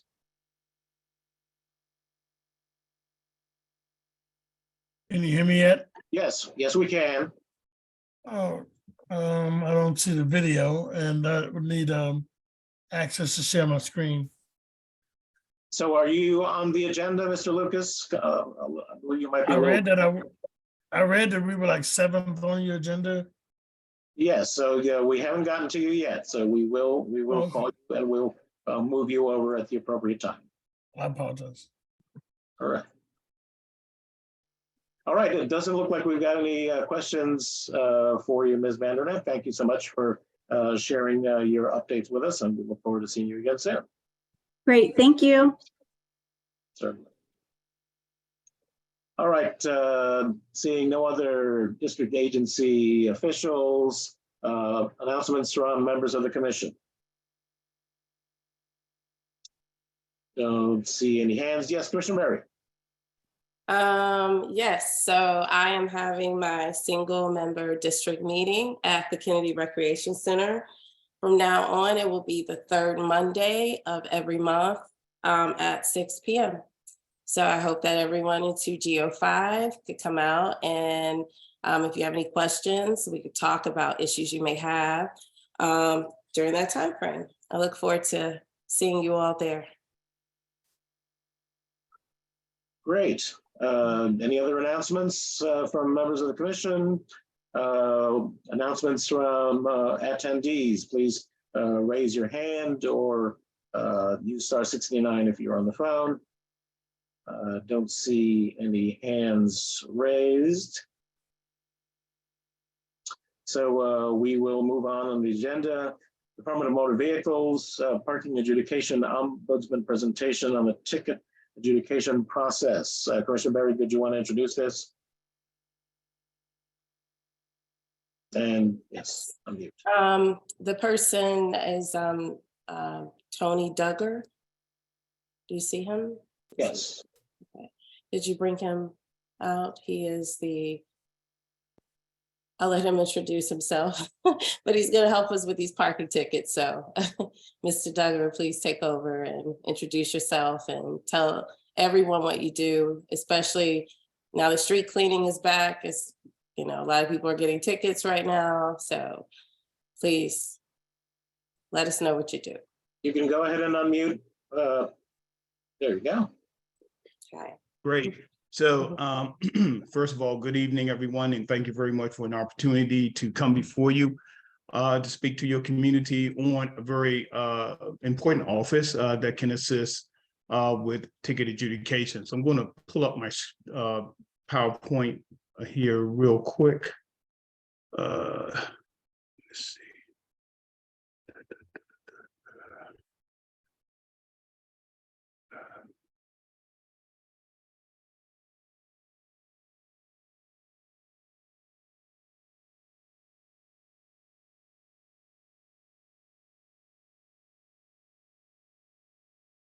Okay, can you see it? Yes, we can. Okay, great, thank you. Okay, so I'm going to just kind of move through the presentation as it is. Okay, as I mentioned earlier, my name is Tony Duggar. I am the adjudications ombudsman, for the DC Department of Motor Vehicles for the District of Columbia. My office was established in 2014, as indicated here by the next, this particular slide. Let me see. Okay, here we are. So in 2014, to help citizens and visitors to the District of Columbia navigate the adjudication process and identify options to resolve tickets. The ombudsman is appointed by the mayor and the office is independent in its services. Some of the services that we provide out of the office. We inform citizens of their right to the adjudication process. This includes about 4 levels, well, 3 levels, and then the option to go to DC Superior Court. So as you can see in this particular point, you can dispute a ticket, you can ask for a reconsideration if you do not agree with the decision. You can go before an independent board that we have in the District of Columbia. It is called the Traffic Adjudication Appeal Board. And if you do not agree with that decision, you can then go to DC Superior Court.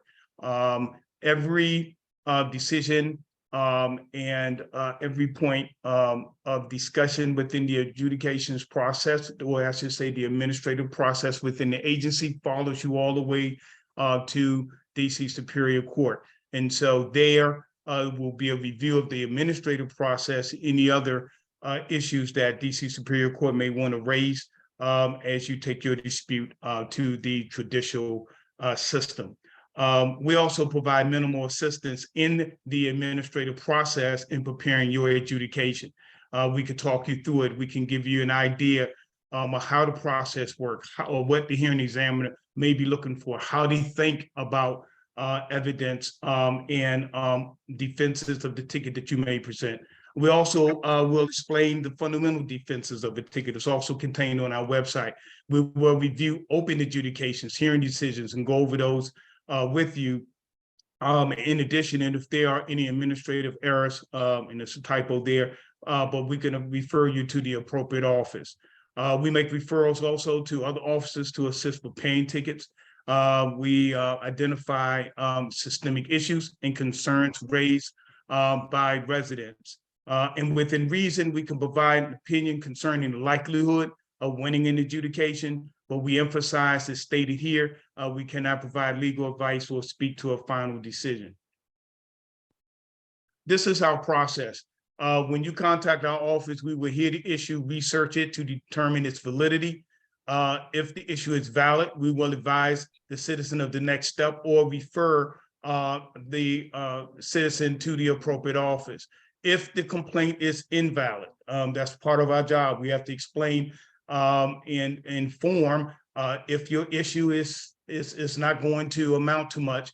We will explain why it's invalid and why we specifically cannot forward it or refer it from our office. When the issue is ambiguous, we will forward it to the appropriate office for a final word or determination from that office. And some issues come across our desk that way, where the office will make the final decision. Here are some facts about the adjudication process that is critically important. One is that you have 120 days or approximately 4 months to adjudicate a ticket by mail, online, or in person. Tickets double within 30 days. So what is important to keep in mind that there is a timeline that's associated with the adjudication, and then there's a timeline that's associated with the maturation of the ticket. And so when you receive a ticket, the District of Columbia simply says that every citizen should respond to the ticket within 30 days. And if in fact you don't, the ticket will double. And respond simply means either you can pay the ticket or you can contest the ticket. And if you do that within 30 days, your ticket never doubles. So if you notice in these next few bullet points here, I'm going to just cover these real quick. So if you decide to contest the ticket, you can do so. If you disagree with the decision, you have 30 days between each level of adjudications to respond at the next level. So you dispute a ticket, you disagree, we have 30 days for reconsideration, 30 days to go to the appeal board, and then you have 30 days to file with DC Superior Court. So it's 30 days consistently between each level. In the District of Columbia, we also provide an opportunity to adjudicate if in fact you're not aware of your ticket during say the initial 60-day period of the 120 days that you have to contest the ticket. So let me put it in context. 120 days to contest the ticket, smack in the middle of that is 60 days. If for some reason you're not in the city, you're out of the country, you're not aware of the fact you have a ticket, the 61st day forward up to 120 days, you can file a motion to vacate to continue an adjudication of your ticket. And I think, you know, this really works well for our military residents in the city who may go on deployment and folk who kind of travel, you know, for their jobs. They do have an opportunity by using a motion to vacate to adjudicate a ticket they may not be aware of. So when adjudicating, as we know, it is a process by which, let me get this screen here. Okay, this is what I want. Okay, so it is a process by which evidence is reviewed to either dismiss a ticket or uphold the ticket. And so in the process, the government must provide evidence. And so there are two sites fundamentally where any citizen can go and look at the government's evidence. Pertaining to camera tickets, you can go to the website that's given here in this particular slide, which is public.site-web.com. If it's pertaining to parking tickets, you're going to go to the Department of Public Works site, and they have a link that is called TickPick. And as most of us know, DBW really issues most of the parking tickets in the District of Columbia. Just a real quick point, DC traffic regulatory system comprises 4 agencies fundamentally.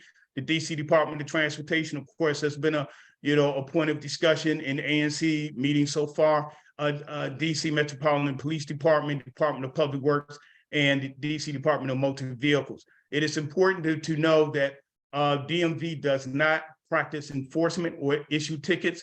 DMV only adjudicate tickets. The enforcement pieces are typically done through DDOT, Metropolitan Police Department, and DC Department of Public Works, and a host of other agencies throughout the District of Columbia, such as Park Police and the Capitol Police and so on and so on. There's many, many agencies that also add, but these are fundamentally the 4 agencies that regulate traffic in the District of Columbia.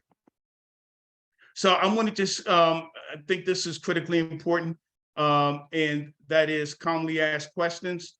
that people have about tickets. How long does it take to complete a hearing decision online or through mail adjudication? Again, let me emphasize, online or through mail adjudication. Currently, it stands at approximately 8 to 10 weeks.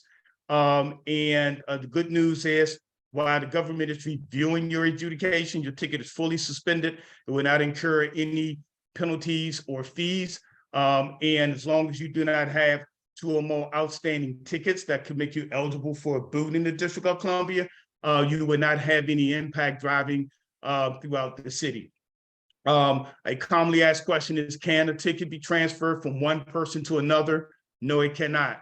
Parking tickets are written against the car, and the owner of the car is typically responsible for the ticket. Camera tickets are also issued to the car by way of the vehicle's tag number. And so those tickets cannot be transferred as well. And during a police stop, we know that typically a police officer is going to issue a ticket directly to the driver of the vehicle. So in essence, tickets cannot be transferred. Can a person request a payment plan? Yes, the Central Collections Unit offers that, and you can see that there is a number available to make a call if in fact that service is needed. 202-727-0771. Will the DMV consider undelivered or late mail from USPS?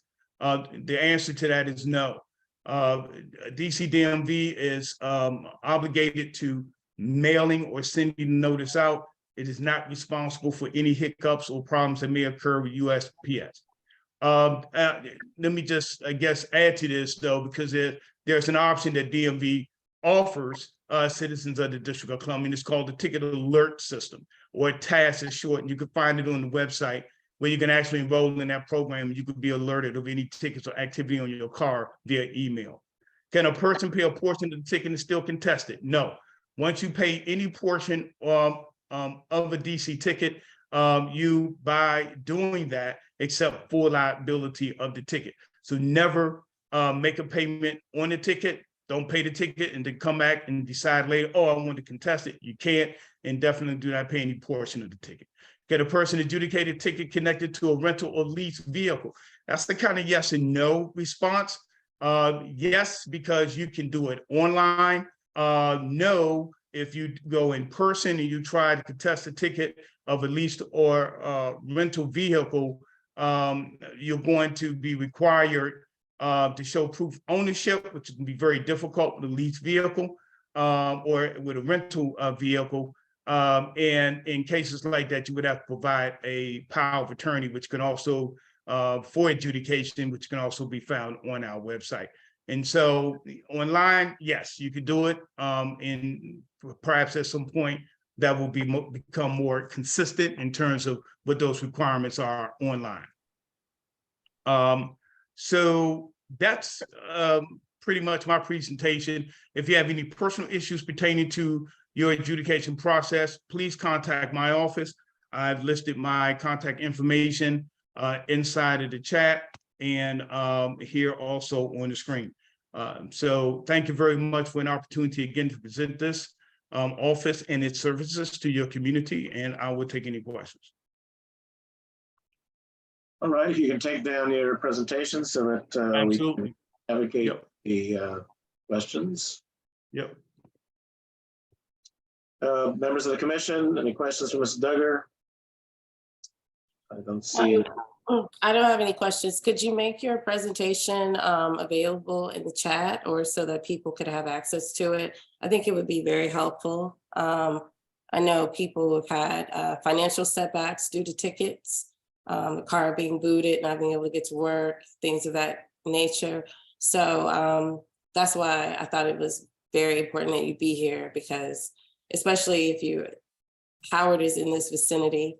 And I remember a lot of my classmates at the time not being able to afford a car here in DC because of ticketing and issues of that nature. So if you could put your presentation or some of the slides, make those available, that would be awesome. Sure, absolutely. I will definitely make sure I send it over to your office. How about that, via email? Thank you. Would that be good? Sure, Yes. no problem. Thank you. Sure.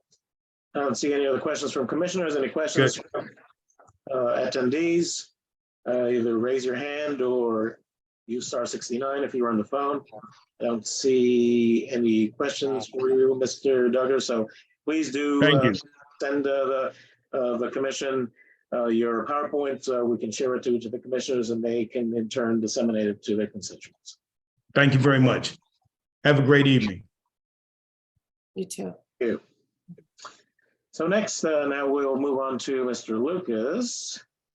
And did you want to go ahead and introduce that topic, Commissioner Berry, while I bring him up?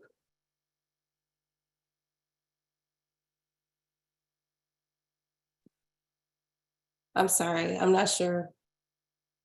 Yes, I said, did you want to introduce the Office of the Tenant Advocate, where Mr. Lucas has been brought over as a panelist? Oh, yes. Hi, Mr. Lucas. Thanks for being here this evening. How are you? Thank you. Thank you. And how are you all doing? Great. Thanks for being so patient. I know we have a lot going on, but we are excited to hear about what you do at the Education and Community Outreach Center. So we're No, listening. it's the Office of the Tenant Advocate. Oh, I'm with the okay, yeah. Education and Outreach Oh, okay. Division. I'm sorry. I wasn't aware. I'm sorry. I'm just reading. Yeah, I tried. So can I see my screen real quick? 'Cause I see y'all got a jam packed. Yes, you can. Go ahead.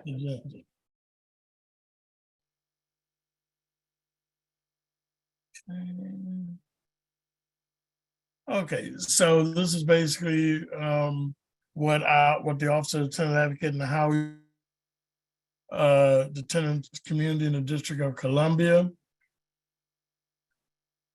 The Office of the Tenant Advocate, as some of you may know, has been around since 2006. We're an independent agency within the executive branch of the District of Columbia's government, charged with providing legal, policy, advocacy, emergency housing, education, and community outreach services to the district tenants. We have 4 basic branches, which is our legal division, which most people know about, our policy division, which I'm pretty sure some of you know about, education outreach, which I'm a part of now, and our emergency housing division, which I really like to tout. Our legal branch provides legal services to thousands of tenants, and in certain cases provides limited or full legal representation.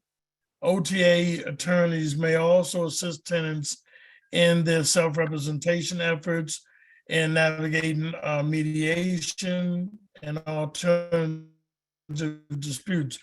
Our legal branch also provides drafting. This is something really important. We provide application reviews and drafting services as well, because in the District of Columbia, your tenant rights actually start when you're actually looking for an apartment now. Our legal branch, which we only have one number, and that number is 202-719-6560. They cover eviction assistance, of course, rent increases, which we know that's going to be a big thing, which we know that's going to be a real big thing. Lease related questions, of course, housing code violations and things of that nature, security deposit returns, the opportunity, the TOPA Act, Tenant Opportunity to Purchase Act, and enforcing tenant rights. How we basically operate when tenants call into our main number or a hotline or whatever you want to call it, they explain their issue to the intake specialist. That intake specialist triages those issues and assigns it to a case management specialist or an attorney advisor in the order in which it was received. We have a real kind of strict protocol. I've been with the agency one of the longest. I'm a Marine, so maybe you can blame some of the ideas of making things strict on me. But anyway, the case management specialists and attorney advisors I didn't write this. So here's how it works. The case management specialists or the attorney advisors, what they do is they basically talk to the tenant, they provide them with recommendations and advice if the tenant needs further discussions or needs legal assistance, then I'm sorry about that, then they are escalated to an attorney advisors. In some cases, our OTA attorneys do go to court.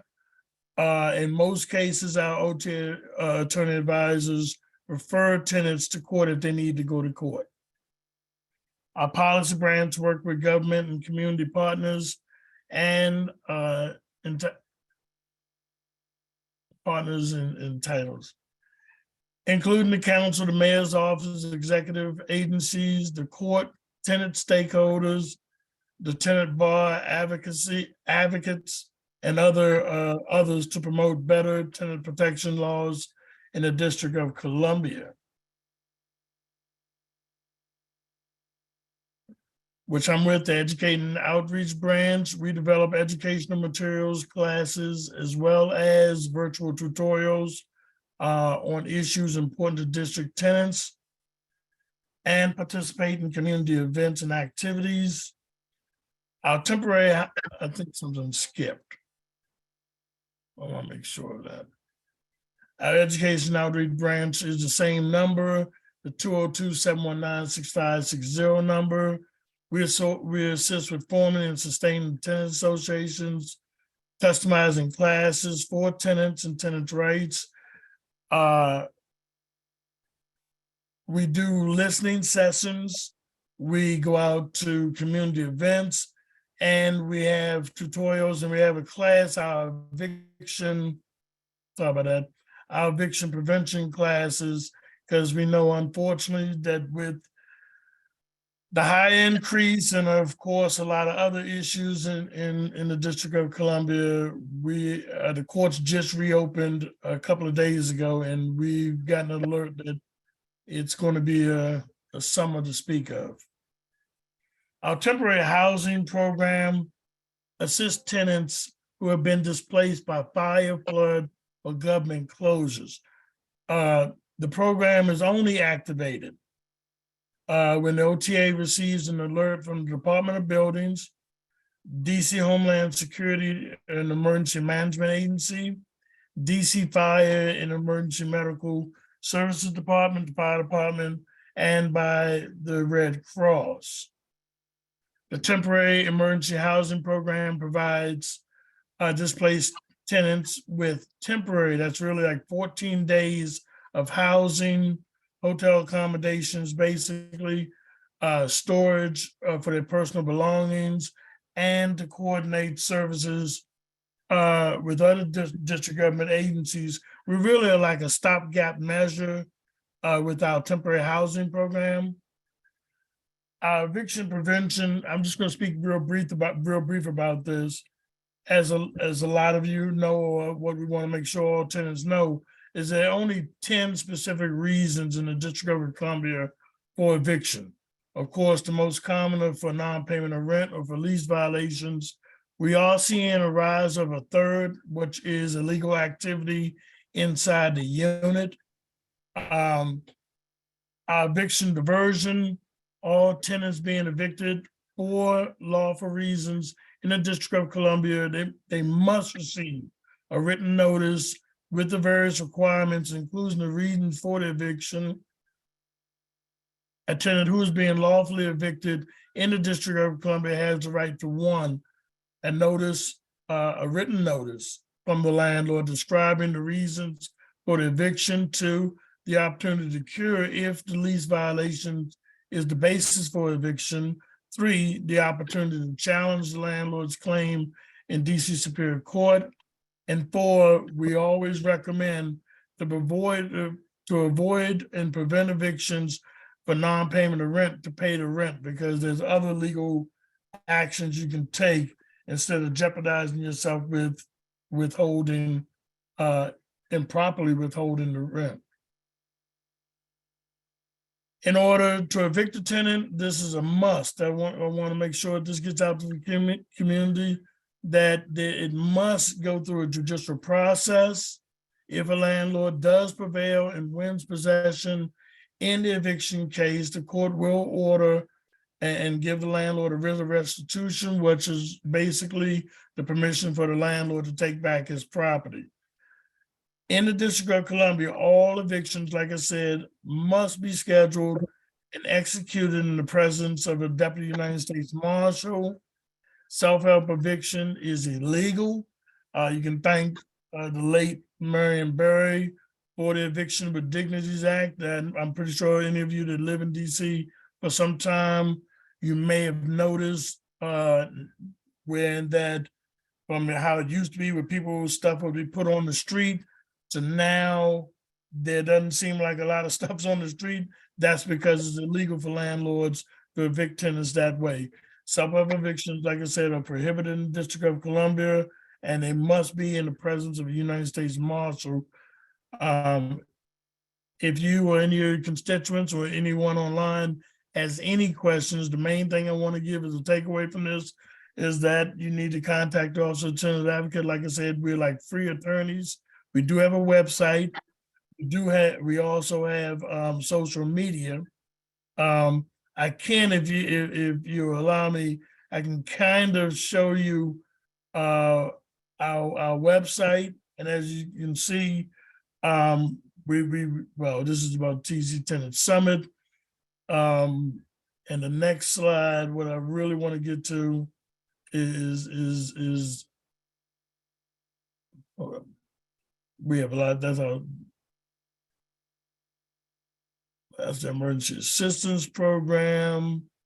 The one I want to show is the shortcut to get to our tutorials.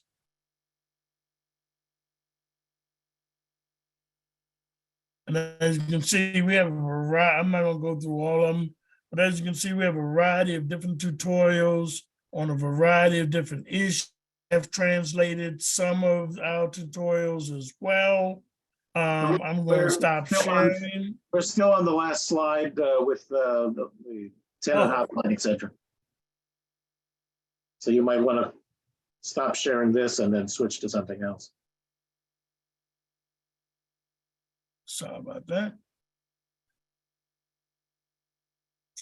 Are you able to see the YouTube page?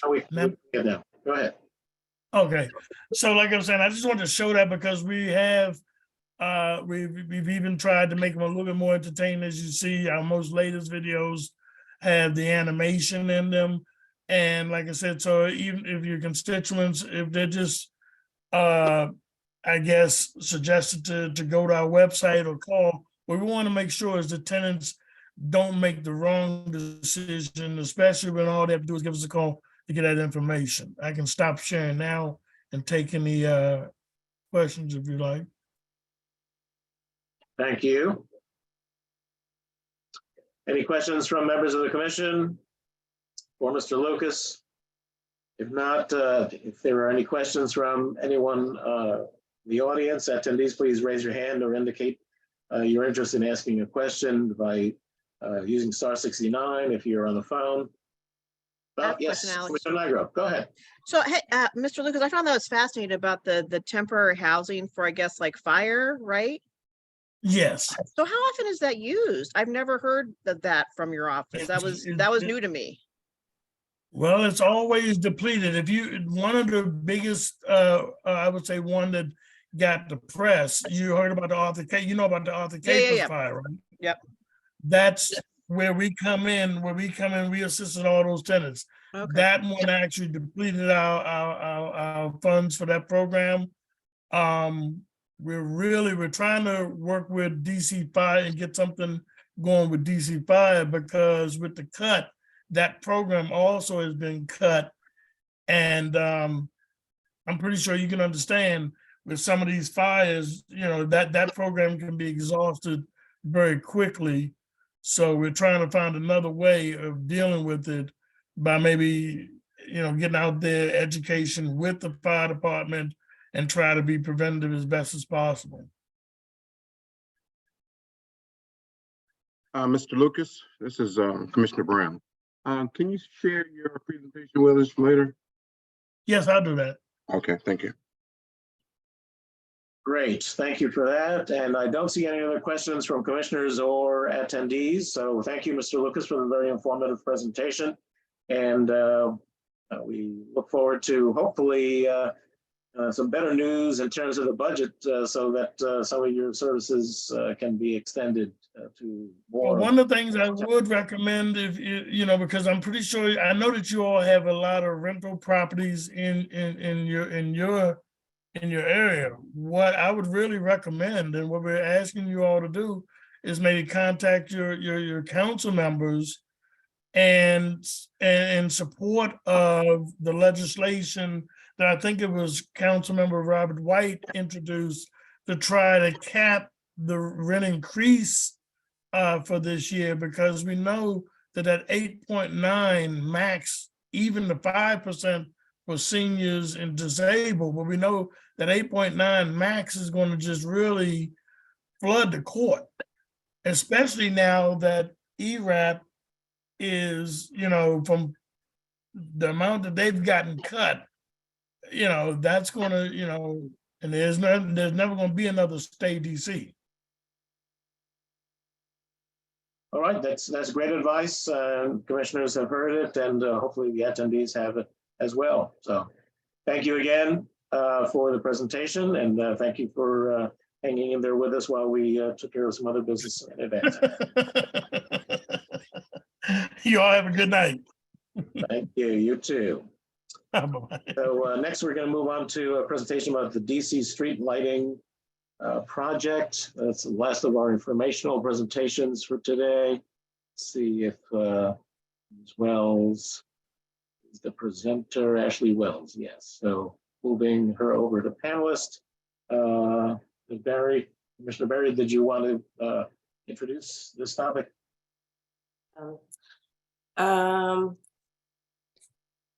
Hi, Ms. Wells. How are you today? Can you hear us?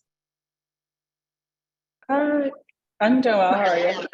Great, great, great. Thank you for being here. We want to hear more about these smart streetlights. All right. I also have, well, my name is Ashley Wells. I have my colleague on the line, Elise Ballard. She'll be able to answer any questions that y'all may have on the project. So this is for DC Smart Street Lighting Project, Brighter, Better Connected DC. So what we're doing with this project is we're going to be modernizing the streetlights in DC. We're upgrading over 72,000 streetlights. What we're doing with this upgrade is we are converting them to LED technology. So what this will do, this is better for the environment. It reduces greenhouse emissions, but also with this new technology, we'll have remote monitoring capabilities, meaning when a light goes out, we'll be able to see it on the back end, hopefully prior to the calls and get out there quicker, just reducing the need for all the 311 calls, try to eliminate some of that. And then in Ward 7 and 8, they'll be receiving some wireless access points. This here is our project timeline. The project got going back in May 2022 with all the prep work, and then Q1 this year, we've begun some rehabilitation work. So you can see some trucks out, maybe getting a light fixed here or there, and that's just there'll be some prep work for the new installations. And going into Q2, we'll begin our conversion work. So with that conversion, that's when you'll really see us mobilize and the lights being placed will be out in the neighborhoods. And then we'll continue with asset management, which is our maintenance phase, all the way through May of 2037. So the way that this works, our design and construction phase, we're beginning with wards 5, 7, and 8, and then you all will be part of group 2. Group 2 with wards 2, 3, and 4, and then we'll follow up with wards 1 and 6 to end the project. And with the conversion work, we'll go through each ward, and it's broken into bundles. So with those bundles, it'll be a few blocks, and we have 14 days to go in, upgrade the lights, and then get out of you all's way. So our asset management phase, as I said, this is our maintenance phase. We've begun some prep work, a little tweak here or there, just to get everything ready and prepped for the conversion. And again, it continues into May of 2037. And so here we are with our outreach and engagement. This is what we're doing here today. So we here just to share the project, 45 days prior to the beginning of work, we're going to notify you all, the ANCs, through mail and email. And then 7 days prior, you'll start to see those notices go out, door hangers and things like that, information cards, just letting you know, hey, we're coming, emergency no parking will be coming to the area. And then 3 days prior to the start of work, 72 hours is when you'll see those emergency no parking signs start to go up. So in order to stay connected with us, you can scan this QR code here. It'll take you to the website. We also have an email. You can ask us any questions at info@dcsmartstreetlights.com. And if there's any press, we do have a press email with press@dcsmartstreetlights.com. And that is all I have for you. And we have Elise on the line if there are any questions. All right, if you can take down your presentation, great. Commissioners, any questions for Ms. Wells? Let's see, I have a question. So you're replacing basically the bulbs. I guess that's the major part of the project, but is there any other part of the poles, transformers, et cetera, that have to be replaced as part of the upgrade? As well.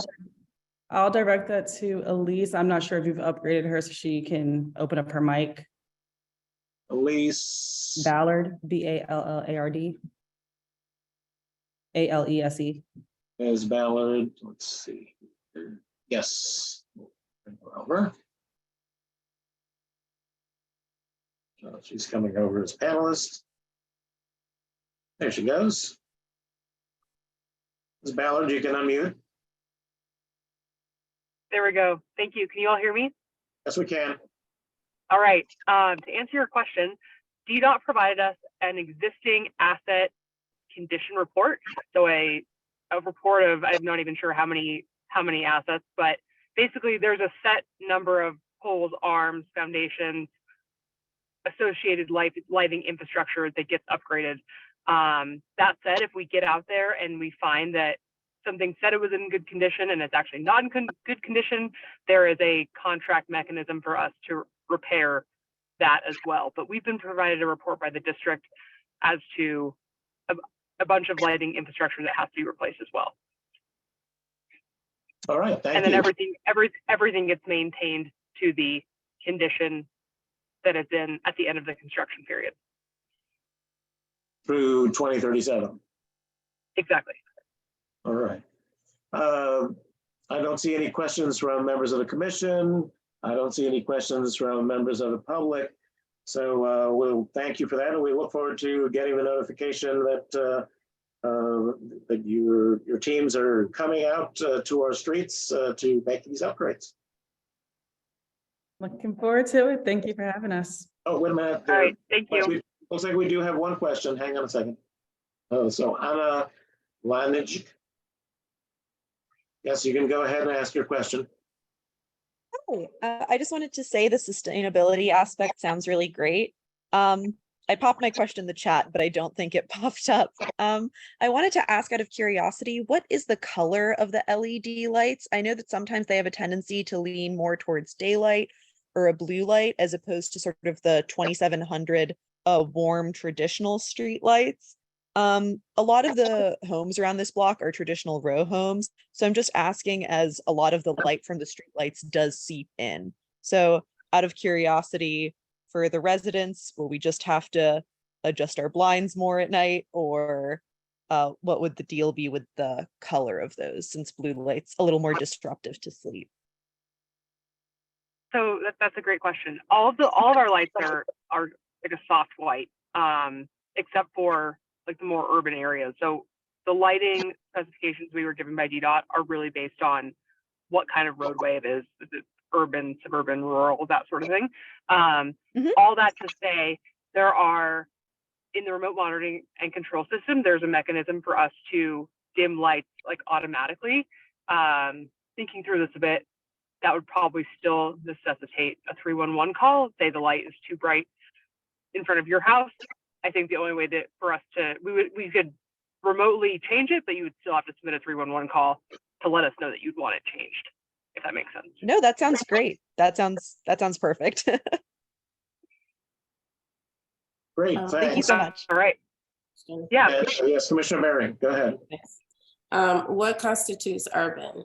Because this is Washington DC, it's the city. So what part, what do you mean?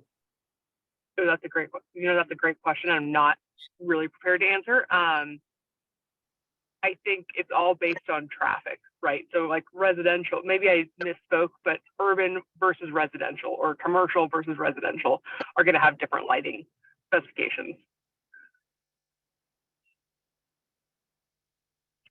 All right, not seeing any other questions. Thank you very much for the presentation, and we look forward to the notification and seeing these upgrades take place in our community. Thank you. So now we're moving on to actual business where the commission is going to be taking action. This is a request for support for the renaming of Mount Vernon Place Northwest as Allen Liu Way. And we do have Claude Bailey representing the committee that is working on this project. So promoting Mr. Bailey to panelists. So this is the 700, 800 blocks of Mount Vernon Place Northwest in 2G05. Mr. Bailey, go ahead and unmute. Make your presentation, please.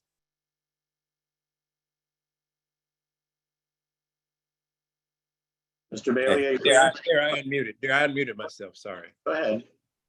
Thank you very much, Chairman Padro and members of ANC 2G. As the chairman indicated, my name is Claude Bailey. I am a member of the Allen Liu Memorial Committee. It was a committee that was formed at the request of Councilmember Vincent Gray, whose purpose was to try to figure out the best way to memorialize the contributions that Allen Liu made during his tenure in the district government.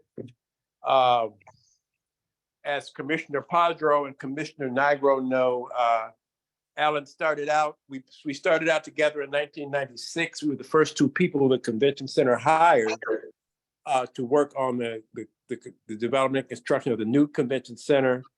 We spent a lot of time, it was then ANC 2C, now ANC 2G.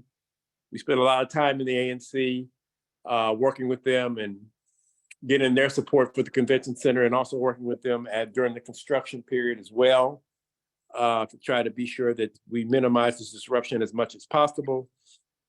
From there, Allen and I went on to work on the Washington Nationals ballpark. That project was successful, obviously.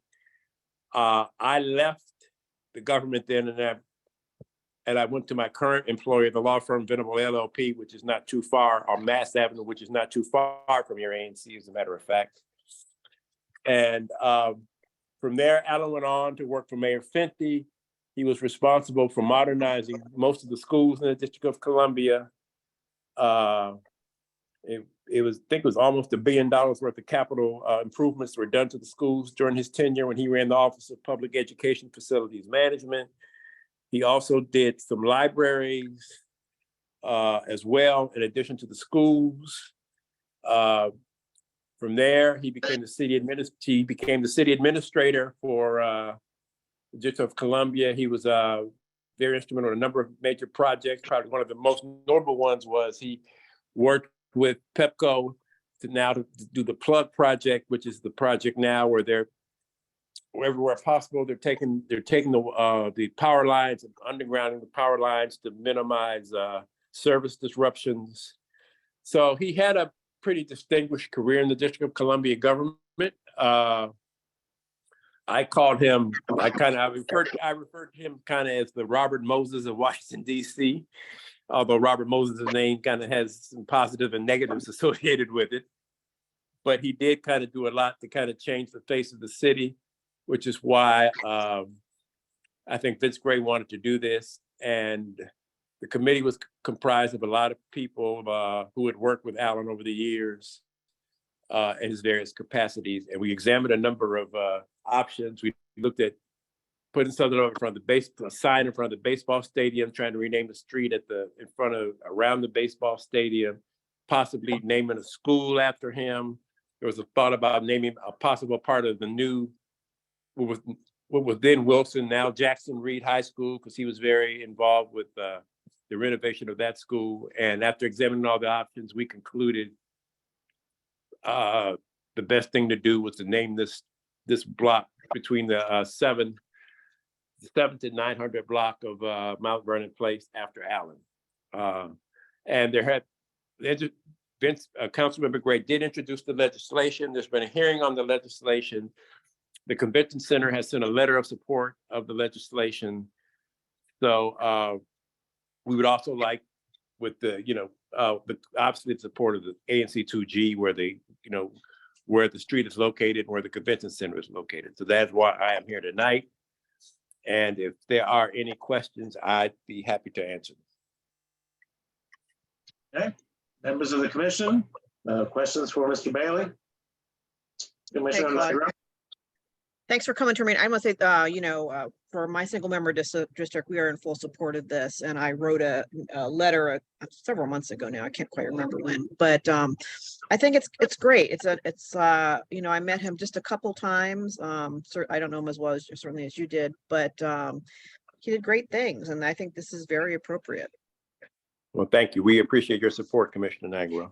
And let me just say, no one actually knows Mount Vernon Place. Let's make that clear. Right. So maybe having this, maybe it'll stick. Because Mount Vernon Place, no one has a clue where that is. So right. I'm hoping for better things. I guess they think of it as Mass Avenue, I would assume. Or anything but Mount Vernon Place. It's right. Other members of the commission, any comments? Well, I'll mention that I knew Mr. Liu very well and worked with him. I always found him to be very intensely interested in the well-being of the community while major projects like the Convention Center were constructed. He was involved in establishing a number of different funds that benefited the community and the businesses surrounding the area. Unfortunately, and obviously he went on to do great things throughout the city, but we did lose him as a result of a COVID-19 infection. So I just wanted to note that was part of the reason that the committee wanted to do this designation, so that there would be recognition of his passing at a time when the entire city and the nation were in great turmoil. So any members of the public attendees that would like to ask any questions of Mr. Bailey, please raise your hand or indicate your interest if you're on the phone by dialing *69. I don't see any names here.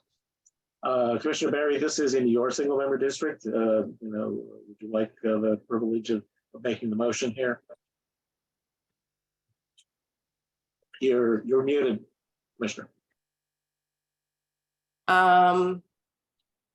Yeah, I need to look at the agenda. I'm sorry. I want to make sure I do this right because I've heard great things about Mr. Liu as well. So I want to be supportive of that measure that's coming through. Just give me a moment.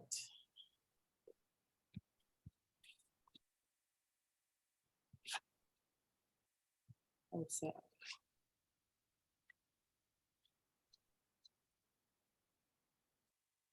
Okay.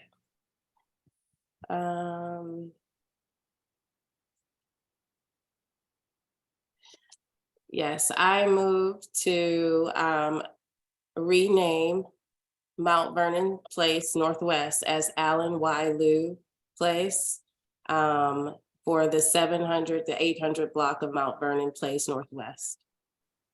Do I have anyone to second that? I'll second the motion, friendly amendment that we communicate that support to the Council of the District of Columbia. Mr. Chairman? Yes. If I may suggest that you send that resolution to Evan Cash, who is the director of the Committee of the Whole. You send that to him, that would be very helpful. Chairman Mendelson, yes. Okay. So is that accepted, Commissioner Barrett? And copy Councilmember Gray as well. Thank you. We'd be happy to do that.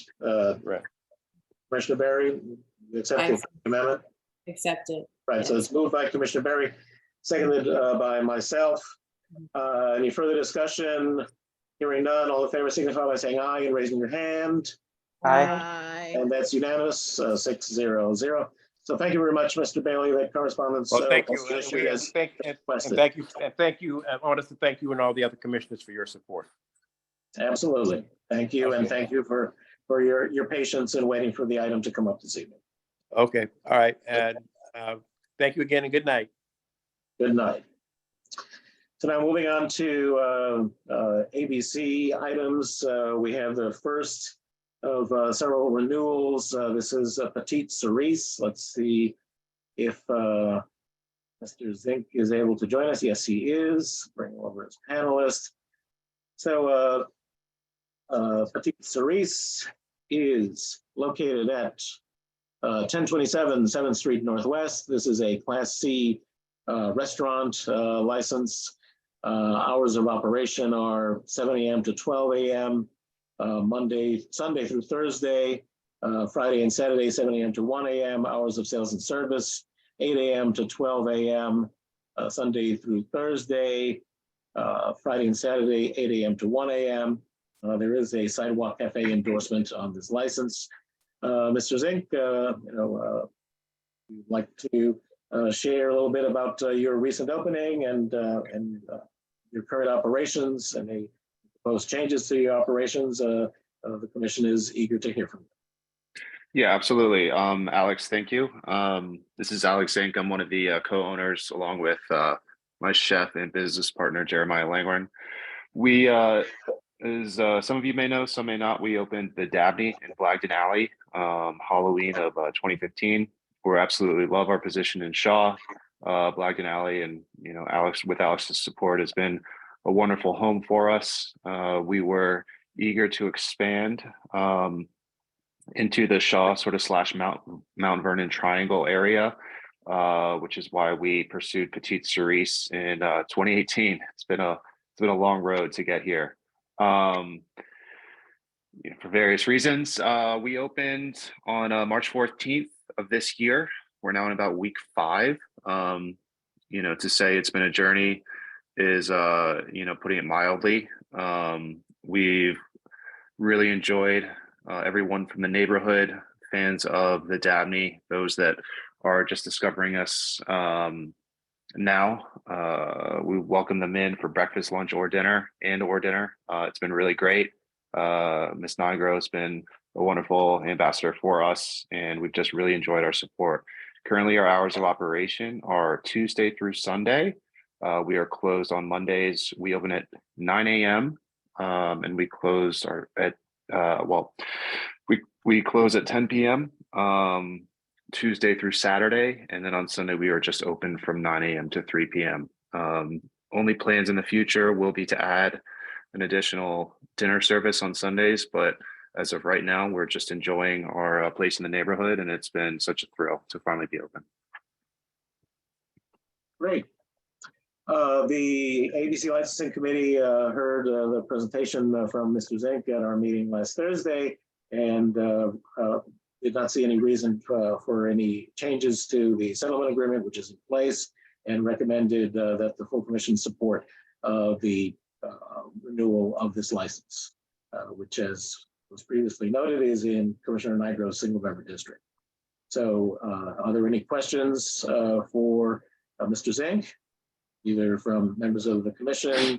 Yes, Commissioner Nigro. So I just want to say that we are in full support of this. We are elated that they finally opened. So Alex, as you know, we were very happy. But I just want to reiterate publicly, because we have talked about this, and especially with Matt, your lawyer, is that when the outdoor cafe comes to fruition, whenever that's going to be, that be cognizant of the noise because of my constituents that are across the street. But we know this, right? Yes, absolutely, 100%. Yes, 100%. But we are in full support of this renewal. Thank you. All right, other commissioners, any questions? Members of the public, any attendees, if you'd like to speak on this topic, please raise your hand or use *69 if you're on the phone. I don't see any hands there, so I'll pass it back to Commissioner Nigro for a motion. Okay, I move that ANC 2G support the renewal of the Class C license for Petite Cerise located at 1227 7th Street Northwest. And that we communicate that support to Abra. And is there I'll a second? that. Been moved by Second. Commissioner Nigro, seconded by Commissioner McCarty. Any further discussion? Hearing none, all in favor signify by saying aye and raising your hands. Aye. And that's unanimous, 6-0-0. Thank you very much. So, Mr. Zink, we will get this letter off to Abra, and we're elated, as Commissioner Nigro said, that you are open. I actually had lunch at Petite Cerise today and had another wonderful experience. And we look forward to many years of success at the corner. And Alex, like, are you guys still doing the takeout croissants, or did that start and end, or is it still going? No, they're still available. And Okay, good. we just got a new pastry chef from LA who relocated to help us run that. So Okay, please come on in. I'm going to tomorrow for my Fantastic. takeout croissant. Okay, goodbye. And Commissioner McCarty wanted to let you know that he's been trying to get a brunch reservation and you're all booked. So I guess You can always walk in. Okay, Commissioner McCarty, you heard him. You can always walk in. I might just do that. All right. Thank you again and for your patience, Mr. Zink, and look forward to seeing you again soon. As a member of the neighborhood for 7 years, it's extremely interesting hearing everything that's leading up to this. So thank you very much. Thanks again for your patience. So now we're moving on to 600T. See if Stephen Lawrence is still with us. And I know that he was here earlier, but I don't believe that he's still with us. Stephen, if you're on the phone, oh, here you go, 600T. So promoting Mr. Lawrence as panelist, and while he comes over, I'll advise everyone that 600T is located at 600T Street Northwest. This is a Class C tavern license. Hours of operation are 12 p.m. to 2 a.m. on Sundays, 5 p.m. to 2 a.m. on Mondays through Thursdays, Fridays and Saturdays, 5 p.m. to 3 a.m. Hours of sales and service match the foregoing. Hours of entertainment are 7 p.m. to 11 p.m. nightly. And while there is a summer garden permit that has been approved by Abra, it is not yet part of the license, although it is incorporated into a settlement agreement which is in place. So Mr. Lawrence, if you'd be so kind as to unmute and tell us a little bit about 600T and any of your plans for future changes in your operation. Absolutely. Good evening, guys. Thanks for giving me some time to talk. Can everybody hear me okay? Yes, we can. Cool. Thank you, Alex. And thank you, Tony, also. Yep, 600T, we're a kind of a speakeasy cocktail bar, more on the personal cocktail experience, mixology, crafted cocktail direction. But we've been working now for about 5 years, almost 6 years come October, doing a very well job of representing craft cocktails in the city without being too, I don't know, I guess advertised, which to me is a great representation of our success because we've become very, popular just through doing a good job, which I think expresses how well we do it. Yep. So again, thank you for your time. We are here for that renewal. And I'll leave it at that. Great. The committee did hear your presentation at our meeting last Thursday, and had some questions for you about the status of your summer garden. So our understanding is that you're awaiting your final public space permits so that you can submit those to Abra and have your license reissued with that endorsement. Yes, sir.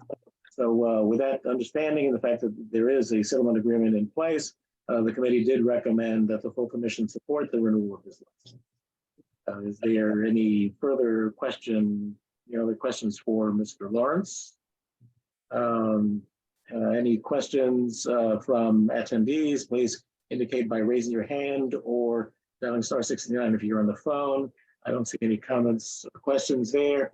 So this is located in Commissioner Brown's single member district. Commissioner Brown, would you do the honors?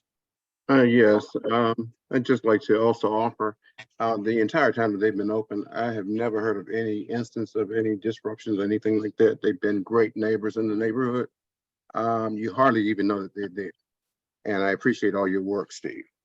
But I'd like to make a motion that ANC 2G support the approval of the Class C tavern license. Tavern license for 600 T Street, located at 600 T Street Northwest, and report that to ABRA. And is there a second? I'll second. Thank you. Been properly moved by Mr. Brown, seconded by Mr. Lopez. Any further discussion? Hearing none. All in favor, please signify by saying aye and raising your hands. Aye. That's unanimous, 600. Thank you very much. So, Mr. Lawrence will be sending the correspondence off to ABRA, or ABCA now, the Alcoholic Beverage and Cannabis Administration, newly renamed. And we look forward to learning of the completion and opening of your summer garden. Absolutely. Thank you so much for your time, guys. Appreciate it. All right, thank you. Thank you. And our third and final ABC case for this evening is Ambar. And that is located at 1547 to 49 7th Street Northwest. It's a Class C restaurant license. Hours of operation are 7 a.m. to 2 a.m. Sundays through Thursdays, 7 a.m. to 3 a.m. Fridays and Saturdays. Hours of sales and service are 8 a.m. to 2 a.m. Sunday through Thursday, 8 a.m. to 3 a.m. Fridays and Saturdays. They do have a sidewalk cafe endorsement that is pending the submission of a public space permit. And the representatives are not here this evening. They are going to be applying for an entertainment endorsement as well. And they, through their counsel and directly through their ownership, indicated that they would like to consolidate the commission's consideration of all these matters once they have submitted that. So we will be voting to propose that we vote to protest the license so that we have time to accomplish all that. This is in Commissioner Lopez's single member district. Commissioner, did you want to make any comments about this? Yes, so I just wanted to acknowledge the question in the chat. What are the operating hours that Ambar will seek for endorsement? We don't know that yet, but Ambar will need to apply for a significant change to their license for endorsements for the Sidewalk Cafe. And that will be placarded, as well as for the entertainment endorsement. So that'll the ANC will have more information when that comes through ABRA. But I agree with Commissioner Potter's recommendation and have conferred with the applicant and their counsel. And so I'll make the motion that ANC 2G, old habits die hard, ANC 2G protests the renewal application for Ambar for a Class C restaurant license and communicate on the grounds of peace, order, and quiet, and communicate that protest to the Alcohol, Beverage, and Cannabis Administration. Is there a second? I'll second. It's been I have a seconded. question. I have a question. First, there's been a motion made by Commissioner Lopez and seconded by Commissioner McCarty. Commissioner Barrett. Yeah, I have a question. You're protesting their license, not supporting it? Is that what I'm hearing? Their counsel advised that we protest this license to give us additional time so that they could consolidate the renewal with the addition of endorsements for entertainment and for the Sidewalk Cafe. So they want to get everything done through one administrative proceeding rather than doing it 3 times. Thank you for clearing that up for me. Yeah. Sure. Any other questions? Hearing none. All in favor, signify by saying aye and raising your hands. Aye. Aye. And that's 600. Thank you very much. So returning to the agenda, we've already dealt with what was item number 13. So now we're moving on to approval of appointment of ANC 2G04 resident Dylan White as chair of the ANC 2G Public Safety Committee. I think that Party. Oh, Chair Padro, I think that there's item 14 or 13 now. Resolution requesting safety improvements for intersection of 10th and Massachusetts Avenues. Oh, I guess we No, I don't have. have that in the last version of the agenda, but we certainly can deal with that transportation issue. So go ahead. Okay. Yes. Thank you. I guess I pulled a different version of the agenda that may have gotten updated. Okay. So the Transportation Committee met on Monday. One of the items which was referred to the committee by Councilman or Commissioner McCarty was a formal response from the ANC to issues of traffic safety at the intersection of 10th and 10th Street and Massachusetts Avenue Northwest. This is a location where on October 5th of last year, of 2022, a 60-year-old Virginia resident, Venencia Masube, was crossing Massachusetts Avenue at 10th Street when the driver of a Dodge Charger tragically hit her and killed her at that intersection. And Miss Masubi was reported was a employee of the Marriott Marquis, where she was a cook that had been working there for 15 years and was on her way to work when the traffic crash occurred. We discussed the intersection, and we didn't have specific recommendations for traffic safety improvements, but we did want to engage DDOT, especially in light of the tragedy that occurred at that intersection. We also discussed the fact that ANC 60 during the last term, we did pass 60 did pass a resolution in response to 3 other traffic fatalities that occurred during that commission's term. And that resolution requested that DDOT present to the ANC at a future meeting about traffic safety improvements that have been made at intersections where there have been tragedies, that DDOT work with the single member district commissioner and the transportation committee to organize a community safety walkthrough at every intersection where there has been a traffic fatality, and that DDOT follow up with the ANC regarding short-term and longer-term plans to improve safety at those intersections. Given the precedent, I think, of that resolution from the ANC 60 term, the committee also discussed the fact that it was reported just last month that Samuel Kesselman, who was a resident of the district, was who was riding a scooter northbound on New Jersey Avenue Northwest last October at Key Street Northwest was struck by a hit and run driver that after a number of months with his injury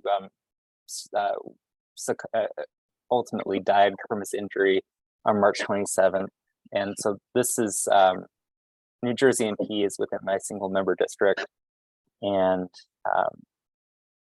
I do feel strongly that when there are traffic deaths, that the ANC has an obligation to respond and to put pressure on the District Department of Transportation to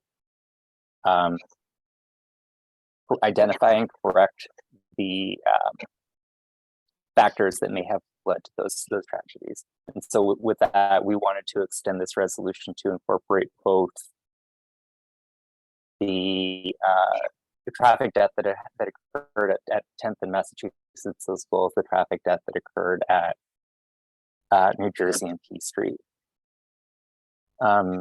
So that's the report that I'll give for now from the Transportation Committee. Stephen McCarty, who had referred this, I'll let you say a few words about that intersection, because I know that that's something that you feel particularly strongly about. Yeah, so Christy just left a really great comment, and exactly, Christy, you basically stole the words out of my mouth. But it's a really bad intersection, especially during peak traffic times.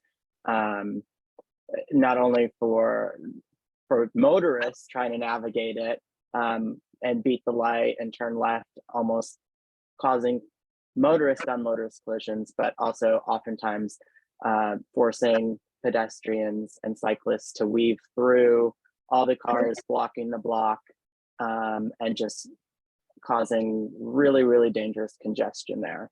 And so again, you know, unfortunately, someone was killed at that intersection, you know, due to motorist accident, collision.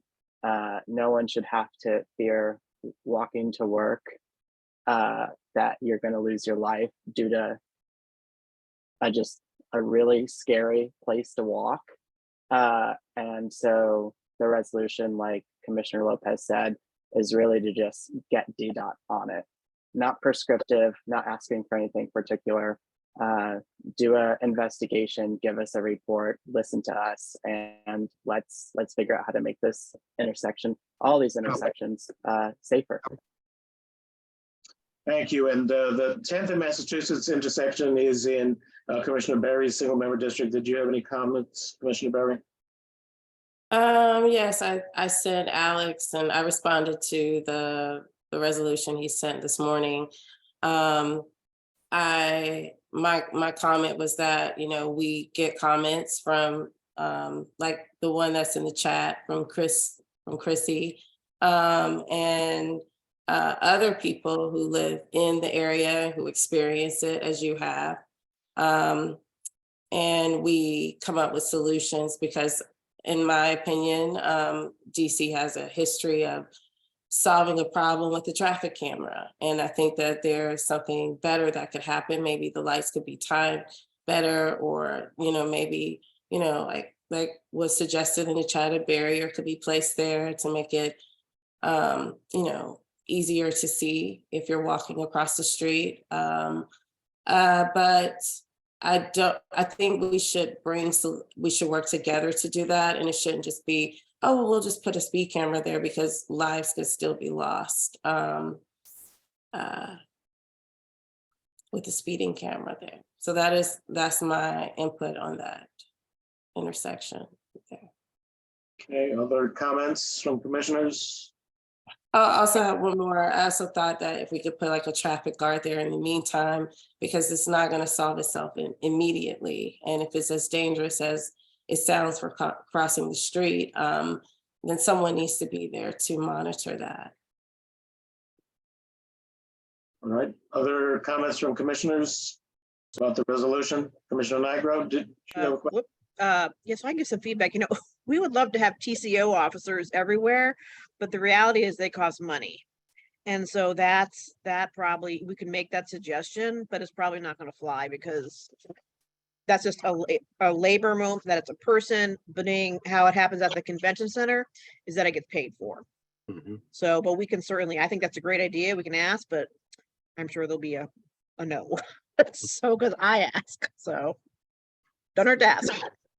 Yeah, I support all the ideas. I think doing the assessment will basically give us what we need, and we should take those measures to correct those situations. Okay. It should be collaborative. Yeah, it should not just be, Yes. you know, it should be every, like, residents, people who live there, you know. Yes. Yeah. And I know the Marriott is there. I don't know how it's going to affect there. I know Stephen had brought this up prior when STK had requested their, you know, they were going to have food delivery drivers and stuff of that nature. I went over there, I took pictures, and it looks like at the Marriott, you have to turn in. I don't know if they have a taxi lane there, if that's what we're referring to.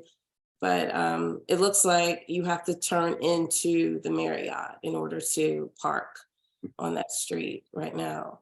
So maybe they're just doing it illegally. Yeah, so commenter in the chat, mentions that the taxi queuing lane takes up an entire lane of southbound 9th Street now. So I think that there should be some way to reorient things or reorganize them so that we can have safer conditions. So yeah. Oh, Chair Padro. So one thing I will say, and I'm gonna share my screen briefly, is that this, as much as I wish I could be an expert in traffic engineering, I'm not, and I don't have the solutions at hand to recommend for this intersection. So we've deliberately crafted this process, this request, to be iterative and consultative with DDOT, so that we can, the ANC, we could fill our role as an advocate for residents and put pressure on DDOT as the agency experts, and DDOT can fulfill their role as experts. So I think that this strikes the right balance, and hopefully strikes the right urgency, because we've included some target completion dates. So just to summarize once more, the therefores in the resolution. Therefore, be it resolved that ANC 2G requests that DDOT brief ANC 2G on the status of all traffic safety initiatives at the locations of, sorry, I should say the two traffic fatalities described in this letter, as well as the immediate surroundings, specifically Massachusetts Avenue and 10th Street and New Jersey Avenue and Key Street. Further, be it resolved that ANC 2G requests that DDOT coordinate with relevant single-member commissioners and the ANC 2G Transportation and Public Space Advisory Committee to conduct community walkthroughs at each of these two intersections and surrounding areas, with the goal to identify traffic safety concerns and to develop a list of potential traffic calming measures. ANC 2G requests that these walkthroughs be conducted by August 31st, 2023. Further, be it resolved that ANC 2G requests that DDOT incorporate feedback from the community walkthroughs to create and implement traffic calming plans for the areas around these two intersections. These plans should include both rapidly deployable and tactical measures, as well as longer-term structural changes to calm traffic and improve safety for all road users at these intersections. ANC 2G requests that these plans be published for public comment no later than November 30th, 2023. And then further, and so this has been reference to the resolution that ANC 6E passed last year, that to my knowledge has not received a response from DDOT. Be it resolved that ANC 2G reiterates the same requests from the ANC 6E resolution of September 6, 2022 regarding traffic deaths that occurred in what is now ANC 2G, specifically at the intersections of Rhode Island Avenue Northwest and 7th Street Northwest, and New Jersey Avenue Northwest and New York Avenue Northwest. And I think that we need to, I wish that there was a way to implement these things before tragedy occurs, especially when you have people who are just trying to get to work. When you have Samuel Kesselman, who was a recent college graduate who had moved to the district, was just starting out his career. So I think it's imperative that the ANC take this seriously and pursue action with DDOT. And yeah, if the commission will allow, I'd like to make a motion that the ANC adopt this resolution and submit it to DDOT. Second. It's been properly moved by Commissioner Lopez, seconded by Commissioner McCarty, that we adopt this resolution and submit it to DDOT. Further discussion. Is the resolution ready to submit to DDOT? I mean, I wasn't a part of the ANC 6E, so I can't base anything upon that. I'm part of ANC 2G. I'm not sure that it's ready to be submitted to DDOT. Does it say that we're going to be collaborative? Does it say that, you just don't come up? I'm not saying that we're experts, but as people who use it, we have something to add. And I think that that needs to be put into that resolution because, like I said, DDOT definitely has a history of just putting a fine in place and instead of actually creating a real solution, because that's not a real solution. Commissioner Lopez, I think you had specific language in your resolution that addressed that. Could you just read that again, please? Yeah. So as I said, the resolution is drafted to be collaborative and iterative, working in conjunction between the ANC and DDOT, requesting that DDOT present to the ANC about what improvements have been done to date in response to these fatalities, requesting that DDOT work with the SMD commissioner, which in the case of 10th and Mass would be yourself, residents, as well as the transportation committee to conduct a walkthrough, and that come back to us with a plan that incorporates the feedback from the community. Okay. I'm okay with the plan that comes, that includes us, but I see a trend of decisions being made without us. And we can write a resolution, but decisions being made without us where they send a letter and they're like, this is what's happening, like they did, we're taking away the RPP parking because that's what they found and that's what they decided.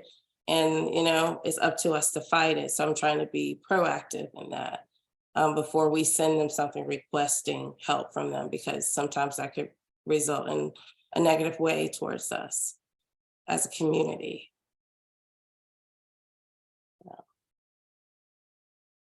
Okay, so did you want to take that down, Commissioner Lopez now? Thank you. Okay. So any other questions or comments about the resolution? Just for clarification, in the resolution, it speaks about basically collaborating with the various sources, the residents, the ANC, and DDOT. Is that true? Yes, the single member commissioner, the transportation committee, and residents. Okay, I just want to make sure. And that just needs to take place because a lot of times things will be written that they're supportive of something and there won't be actual community engagement. So that needs to actually happen instead of it just being they send out a survey and 17 people respond. It needs to be a real interaction because what I've noticed in this commission that doesn't always happen. So that's why I'm being very clear about what I want to support and what I'm going to support when it comes to resolutions and from anything that we write that I put my name behind. All right. Are we ready to vote on this now? It's like it. So all in favor of approving the resolution and submitting it to the District Department of Transportation, please signify by saying aye and raising your hands. Aye. Aye. Aye. Aye. It's 6-0-0. Thank you very much. Moving on to the appointment of a ANC 2G Public Safety Committee Chair. Commissioner McCarty has a nomination to make. Yes, so it is my privilege to nominate one of my constituents, Dylan White, to serve as the chair of the Public Safety Committee for ANC 2G. Dylan White is actually on the call with us today, so if you wanted to, pull him over. Dylan is a local community leader. He is a real estate agent for the area, and he's also president of Friends of 10th Street Park, right here in 2G04. So I'm excited to bring him into the great work of our ANC and see him take the lead on that committee. Well, Mr. White, unmute and introduce yourself to the commissioners. Thank you, Stephen. Hi, everyone. I'm Dylan White, and a little about me. I live in ANC 2G04. I love our community over here. I've lived in Logan and Shaw neighborhoods for a little over 7 years now. I'm on the board of the Friends of 10th Street Park, which is on 10th between L and M. And I'm also a member of the Washington, D.C. Rotary Club. And I look forward to working with the ANC and the community to help, make ANC 2G a safer place for all of our residents. And, look forward to working with everyone.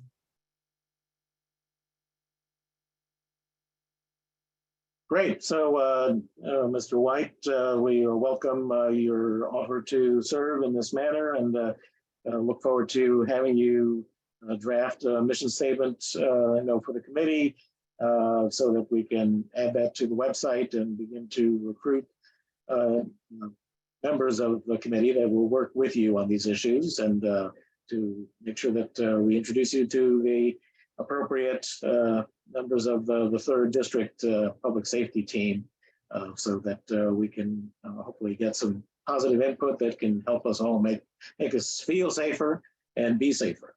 So comments, questions from commissioners for Mr. White? Commissioner Nigro. Thank you, Dylan, for stepping up. I love people that volunteer and step up, so I'm very happy. My question is for you. There's been an ebb and flow of this public safety committee, and Alex Padro will remember it. And so what are you going to do per se in terms of like the structure and like what, because I work well with the police. I interact with them a lot. What do you see your committee members like doing per se?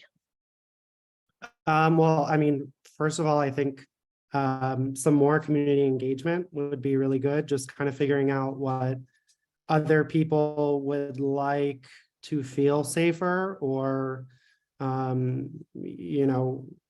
where they feel like needs aren't being addressed. I would, based on your comments and relationship, would love your help and, connecting with some of those government agencies and other people that can help us with this.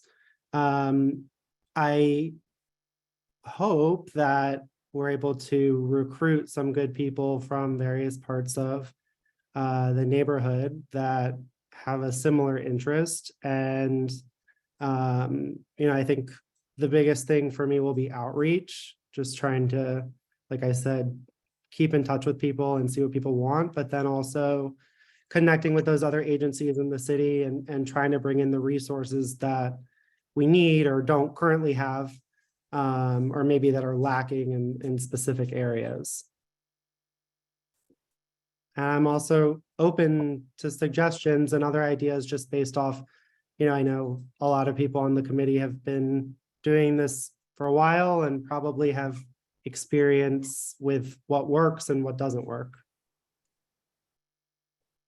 Well, I can share that after many years where parking was the #1 issue at every meeting, increasingly I'm seeing that public safety is the biggest concern that people in the community have. So I don't want to scare you off, but it is quite an undertaking to try to marshal the resources that are here, and sometimes try to get the resources that we don't currently have access to try to improve public safety in the neighborhood. But we welcome your engagement, and I know that you'll have the support of all the members of the commission in the work that you're trying to accomplish.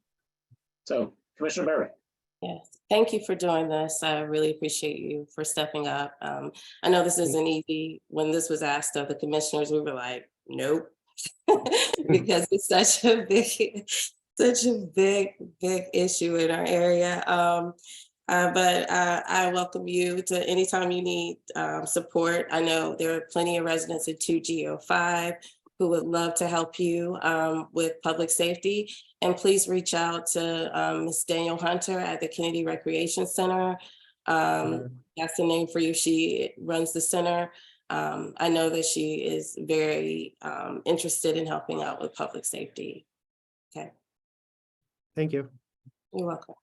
Any other questions or comments from commissioners? Any- Just a brief comment. I just wanted to say thank you, Mr. White, for stepping up and volunteering to start this committee.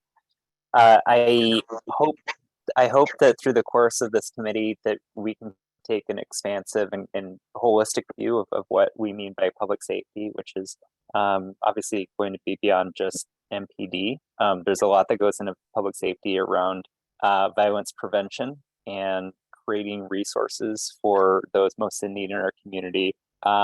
We've heard this evening about cuts to emergency rental assistance programs, cuts to housing vouchers, things that give people stability that they need so that they could have other opportunities, things like job training, youth engagement programs, a lot of the programming that Commissioner Berry has so eloquently advocated for at the Kennedy Recreation Center should definitely be within the scope of a public safety committee in terms of how do we not only respond to violence and crime, but how do we give people opportunities and resources so that this doesn't become an issue in the first place. So thank you. Absolutely. Thank you. Any other comments or suggestions for Mr. White? If not, Commissioner McCarty, if you would make a motion related to this appointment. I'd like to make a motion to appoint Dylan White as chairperson of our Public Safety Committee for ANC 2G. And is there a second? Second. Seconded by Mr. Brown. A motion made by Mr. McCarty. Any further discussion? Hearing none, all in favor signify by saying aye and raising your hand. Aye. Aye. And that's unanimous. Thank you very much. 6-0-0. So thank you, Mr. White. You got your job cut out for you, and please do reach out to the commissioners, for assistance. But definitely do get a description for your committee prepared so that Mr. McCarty can add it to the website and we can start recruiting some members to you. Absolutely. Okay. Thank you. All right. Thank you. Welcome aboard. Administrative matters, approval of minutes of the March 9th, 2023 meeting. I circulated some very, very minor edits. The only thing that I would call out was that the original draft was missing the individuals that had voted for and against one particular resolution related to the WMATA budget. And I did go back and check the recording and I added that information in there. So that is accurate now. So if anyone, yes, Commissioner Berry. Yes. So with the minutes, something that I'm not seeing in the minutes is documentation of when people speak. I think every time someone speaks, it should be documented.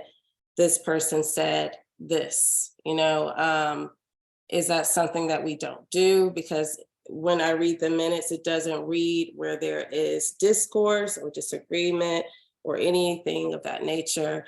It summarizes, there's one part in there where we're talking about a project being approved by the Historical and Zoning Commission. And it said Commissioner Berry brought up a concern of parking. In that recording, I also brought up a subject of listening to residents who object and community engagement, and that wasn't included in the notes. There were other people who spoke who were recognized by name that we did not document in our record that they spoke and that they objected. So it appears as if,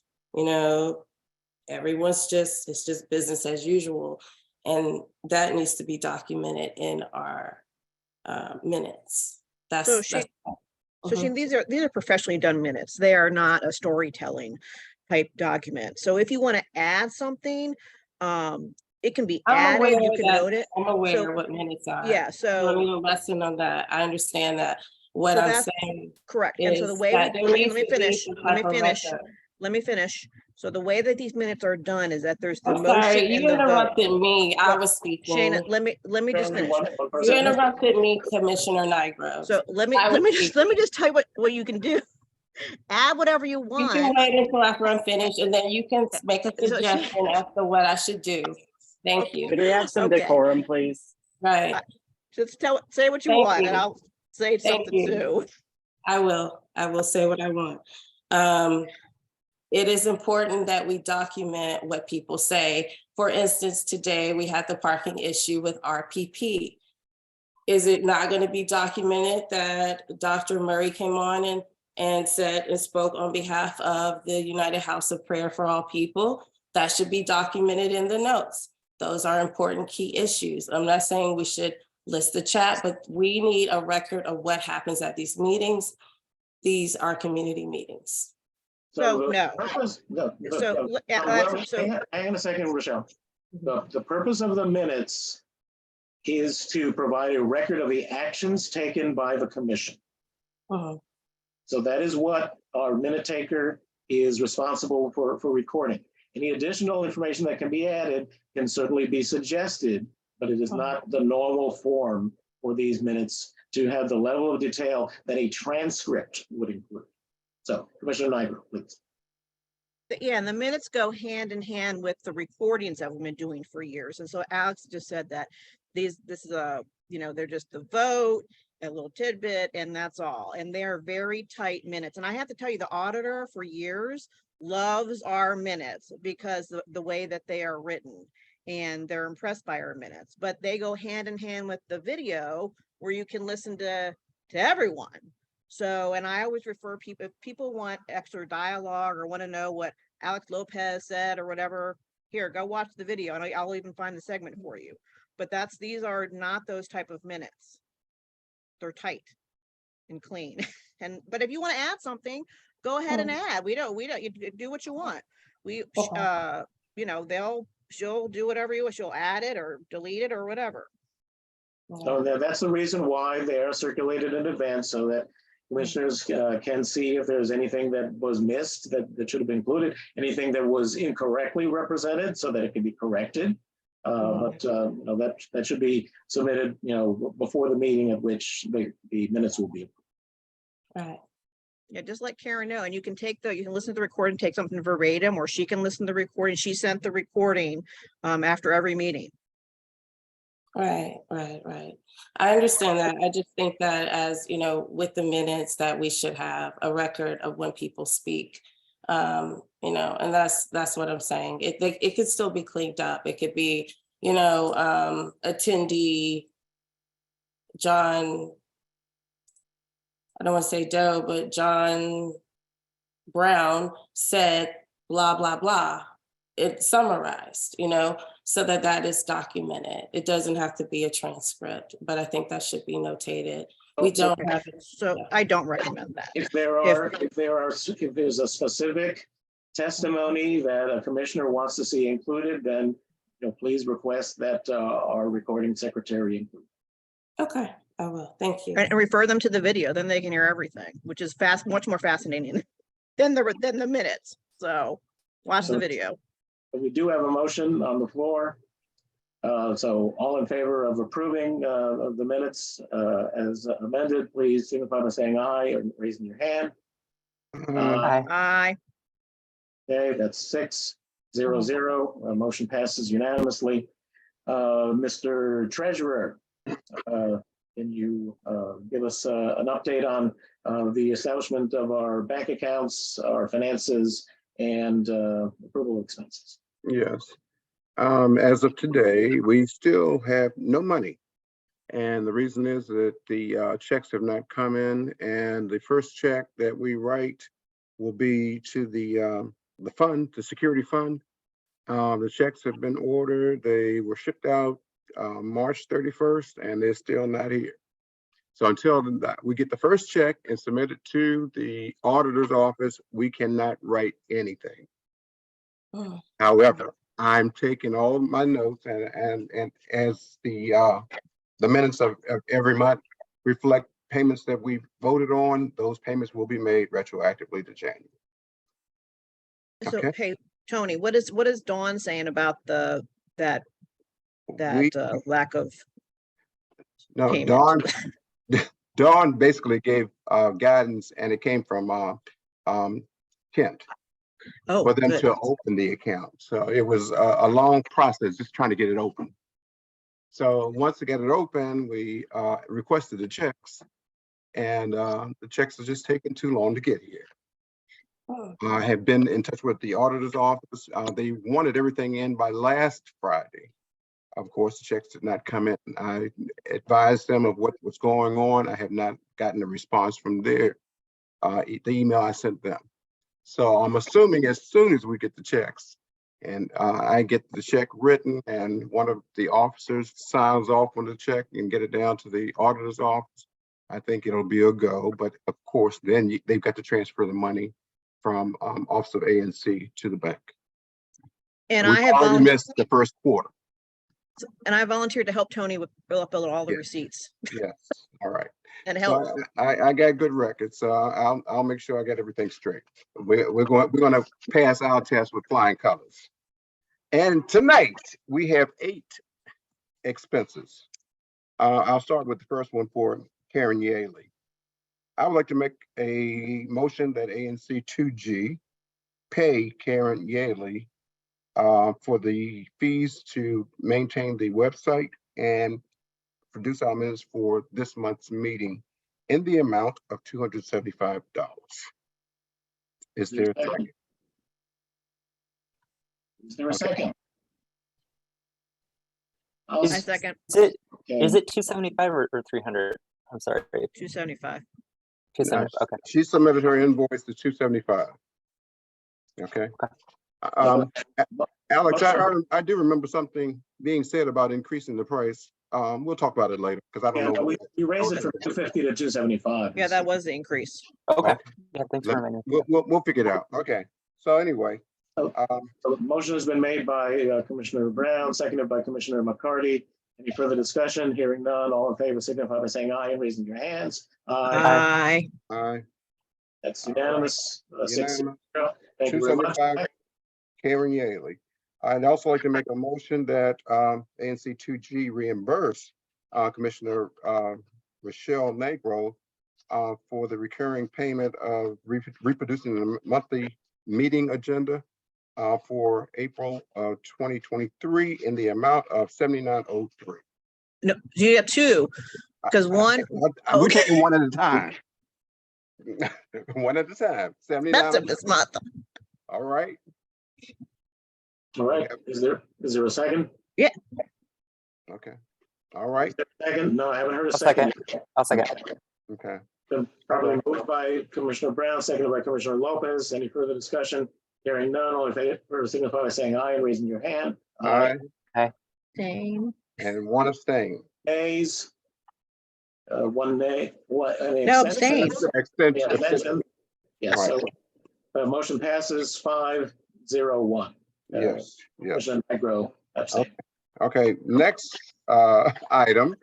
I would like to make a motion that ANC 2G reimburse Commissioner Rochelle Negro for the recurring copies for the April 2023 meeting. No, this is the parking. This is the parking flyer. So one was the agenda, which was in color because I had a highlight. I had it colored. And then one was the parking stuff with stapling. Okay. And whatever else we paid for. Okay. In the future, just make a note on that. Okay. I just see that they're basically similar and you just did 2 different It was processes. Okay. It was a lot of time at the Kinko's. Okay. All right. So this is for a motion to make me to reimburse Rochelle for the copying of the parking flyers and the amount of $79.55. Is there a second? I second it. And probably moved by Commissioner Brown, seconded by Commissioner Barry. Any further discussion? Hearing none, all in favor signify by saying aye and raising your hand. Aye. Abstain. Okay. Any nays, abstentions? Abstaining. I have 1 abstention. Right. Vote. This motion carries by a vote of 5-0-1 with Commissioner Negro abstaining. Yes. Next, Mr. Brown. Okay. Next, we have an expense. I'd like to make a motion for ANC 2G to reimburse Commissioner Alex Padro for the initial deposit for the checking account for 2G ANC in the amount of $50. Is there a second? It's been probably moved by Mr. Brown, seconded by Mr. McCarty. Any further discussion? Hearing none, all in favor, signify by saying aye. And raising your Aye. One abstention. one, and I will abstain since I am the recipient of the funds, so motion carries 5-0-1. Okay. Next Next one. I'd like to make a motion that ANC 2G reimburse Alex Padro the monthly Zoom One Pro fee for the March 2023 meeting in the amount of $15.89. Is there a second? Been properly moved by Mr. Brown, seconded by Ms. Barry. Any further discussion? Hearing none, all in favor signify by saying aye. Aye. Aye. And I'll abstain. No, one abstention. So motion carries 5-0-1. Okay. We're getting close to the end. I'd like to make a motion that ANC 2G reimburse Alex Padro the monthly Zoom One Pro fee for the April 2023 meeting in the amount of $16.95. And is there a second? Second. It's been moved by Mr. Brown, seconded by Ms. Barry. Any further discussion? Hearing none, all in favor signify by saying aye and raising your hand. Aye. Aye. Nays? No abstentions. Nays, one abstention. Okay. Motion carries 5-0-1. Okay, two more. Okay, I'd like to make a motion that ANC 2G reimburse Alex Padro for the expense of the monthly Zoom webinar 500-1 for the April 23 meeting, ANC meeting in the amount of $83.74. Is there a second? Second. Thanks, Sheena. Motion has been made by Mr. Brown, seconded by Ms. Barry. Any further discussion? Hearing none, all in favor signify by saying aye. Aye. Aye. 5, No, no, nays. 0, one One abstention. abstention. Motion carries 5-0-1. Okay, last but not least, I'd like to make a motion that ANC 2G reimburse Sheena Berry for the expense incurred for copying of the announcement for the April 2023 meeting in the amount of $91.80. Is there a second? I'll second it. Okay. Been made by motion by Commissioner Brown, seconded by myself. Any further discussion? Hearing none, all in favor signify by saying aye. Aye. Aye. Aye. Nays? Nays. Abstention. One. Abstentions. Okay. One abstention, Commissioner Barry. So motion passes 5-0-1. Okay, so this month's expenses, they total up to $691.96. I will be basically compiling a list for every month and providing that information to all of you for the future. I'm done. All right, thank you, Mr. Brown. You're welcome. Any other matters, any other new or old business? I have an announcement. Commissioner Lopez. Yes. So it has been my great pleasure to serve ANC 6E and now ANC 2G, but I have to announce that I am unfortunately moving out of the district at the end of this month. And so this will be my last regularly scheduled ANC meeting.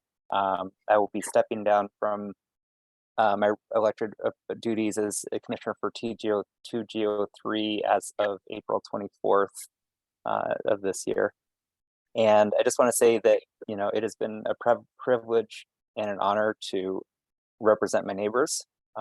First as chair of the Transportation Committee, starting in 2019, and then as an elected representative for ANC 6E. So, you know, I am really optimistic about the future of our neighborhood. I think that we're trending in the right direction. We have great residents, great neighbors, including those who will stand up even as unelected ANC commissioners and chair a committee like our new public safety committee. And just want to say that, good luck for the rest of your term. And do the best work that you can do for the residents. And I will be available to help with the transition, whatever we need as we go forward. I'm sorry that I can't fulfill the entire term, but sometimes things in life happen and you have to leave.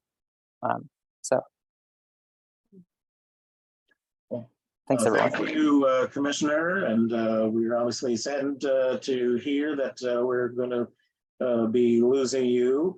However, we wish you the best in your new endeavors and your relocation. Can you share what exciting destination you're moving off to? Yes, my wife and I sold our condo in Shaw, and we will be moving to Bellingham, Washington. So from one Washington to another. Well, good. Thank you for your service. As noted, beginning as the TAC chair and subsequently as a 6E commissioner and now as a 2G commissioner. And I know that your constituents appreciate it. And I see some folks are chiming in on the chat also appreciating your service. We do have some unfinished business that we do need to address as a result of your announcement. We do have we have two protests actually that are in your single member district that we'll need to assign new ANC 2G representatives in order to be able to move forward with. So would you do the honor of making a motion related to the assignment of responsibility and representation before the ABCA and the ABC board related to the Play DC and MBAR protests? Yeah. Okay. Yeah, I'm going to go ahead and make a motion that so I move that ANC 2G assign as representative of the commission Chair Padro to represent the commission in the protests of AMBAR as well as the protest of Play DC. Right, is there a second? Second. And actually a friendly amendment. And communicate that to the Alcoholic Beverage and Cannabis Association. Right. Administration. Administration. Okay. All right, further discussion. Hearing none, all in favor signify by saying aye and raising your hand. Aye. Aye. That's unanimous, 6-0-0. Thank you again, Mr. Lopez. And we'll also need to get your PO box key before you leave town. So. Oh, I don't have the PO box key. Oh, you never got it? I never got it. Town still has it. I can ask them to pass it along to you. Okay. Okay. Good luck, Alex. Thanks. Good luck. Any other business before the commission? If not, our next meeting will be held on May the 11th, 2023 via Zoom. And there will obviously be at some future date a hybrid meeting, at least, if not a full in-person meeting, in order for the commission to be able to conduct the special election to fill the vacancy that has been created as a result of Mr. Lopez's impending resignation. So, and as usual, the agenda and login information will be posted at anc2g.org. And I would welcome a motion to adjourn. I move to adjourn. I'll second. Okay. It's been moved by Mr. McCarty, seconded by Mr. Lopez. Any further discussion? Hearing none, all in favor, signify by saying aye, raising your hand. Aye. Unanimous, 6-0-0. Thank you very much, all. And with that, our meeting is adjourned. Thank you all. Stay safe. Bye. Thank you. Everyone. Be safe, everyone.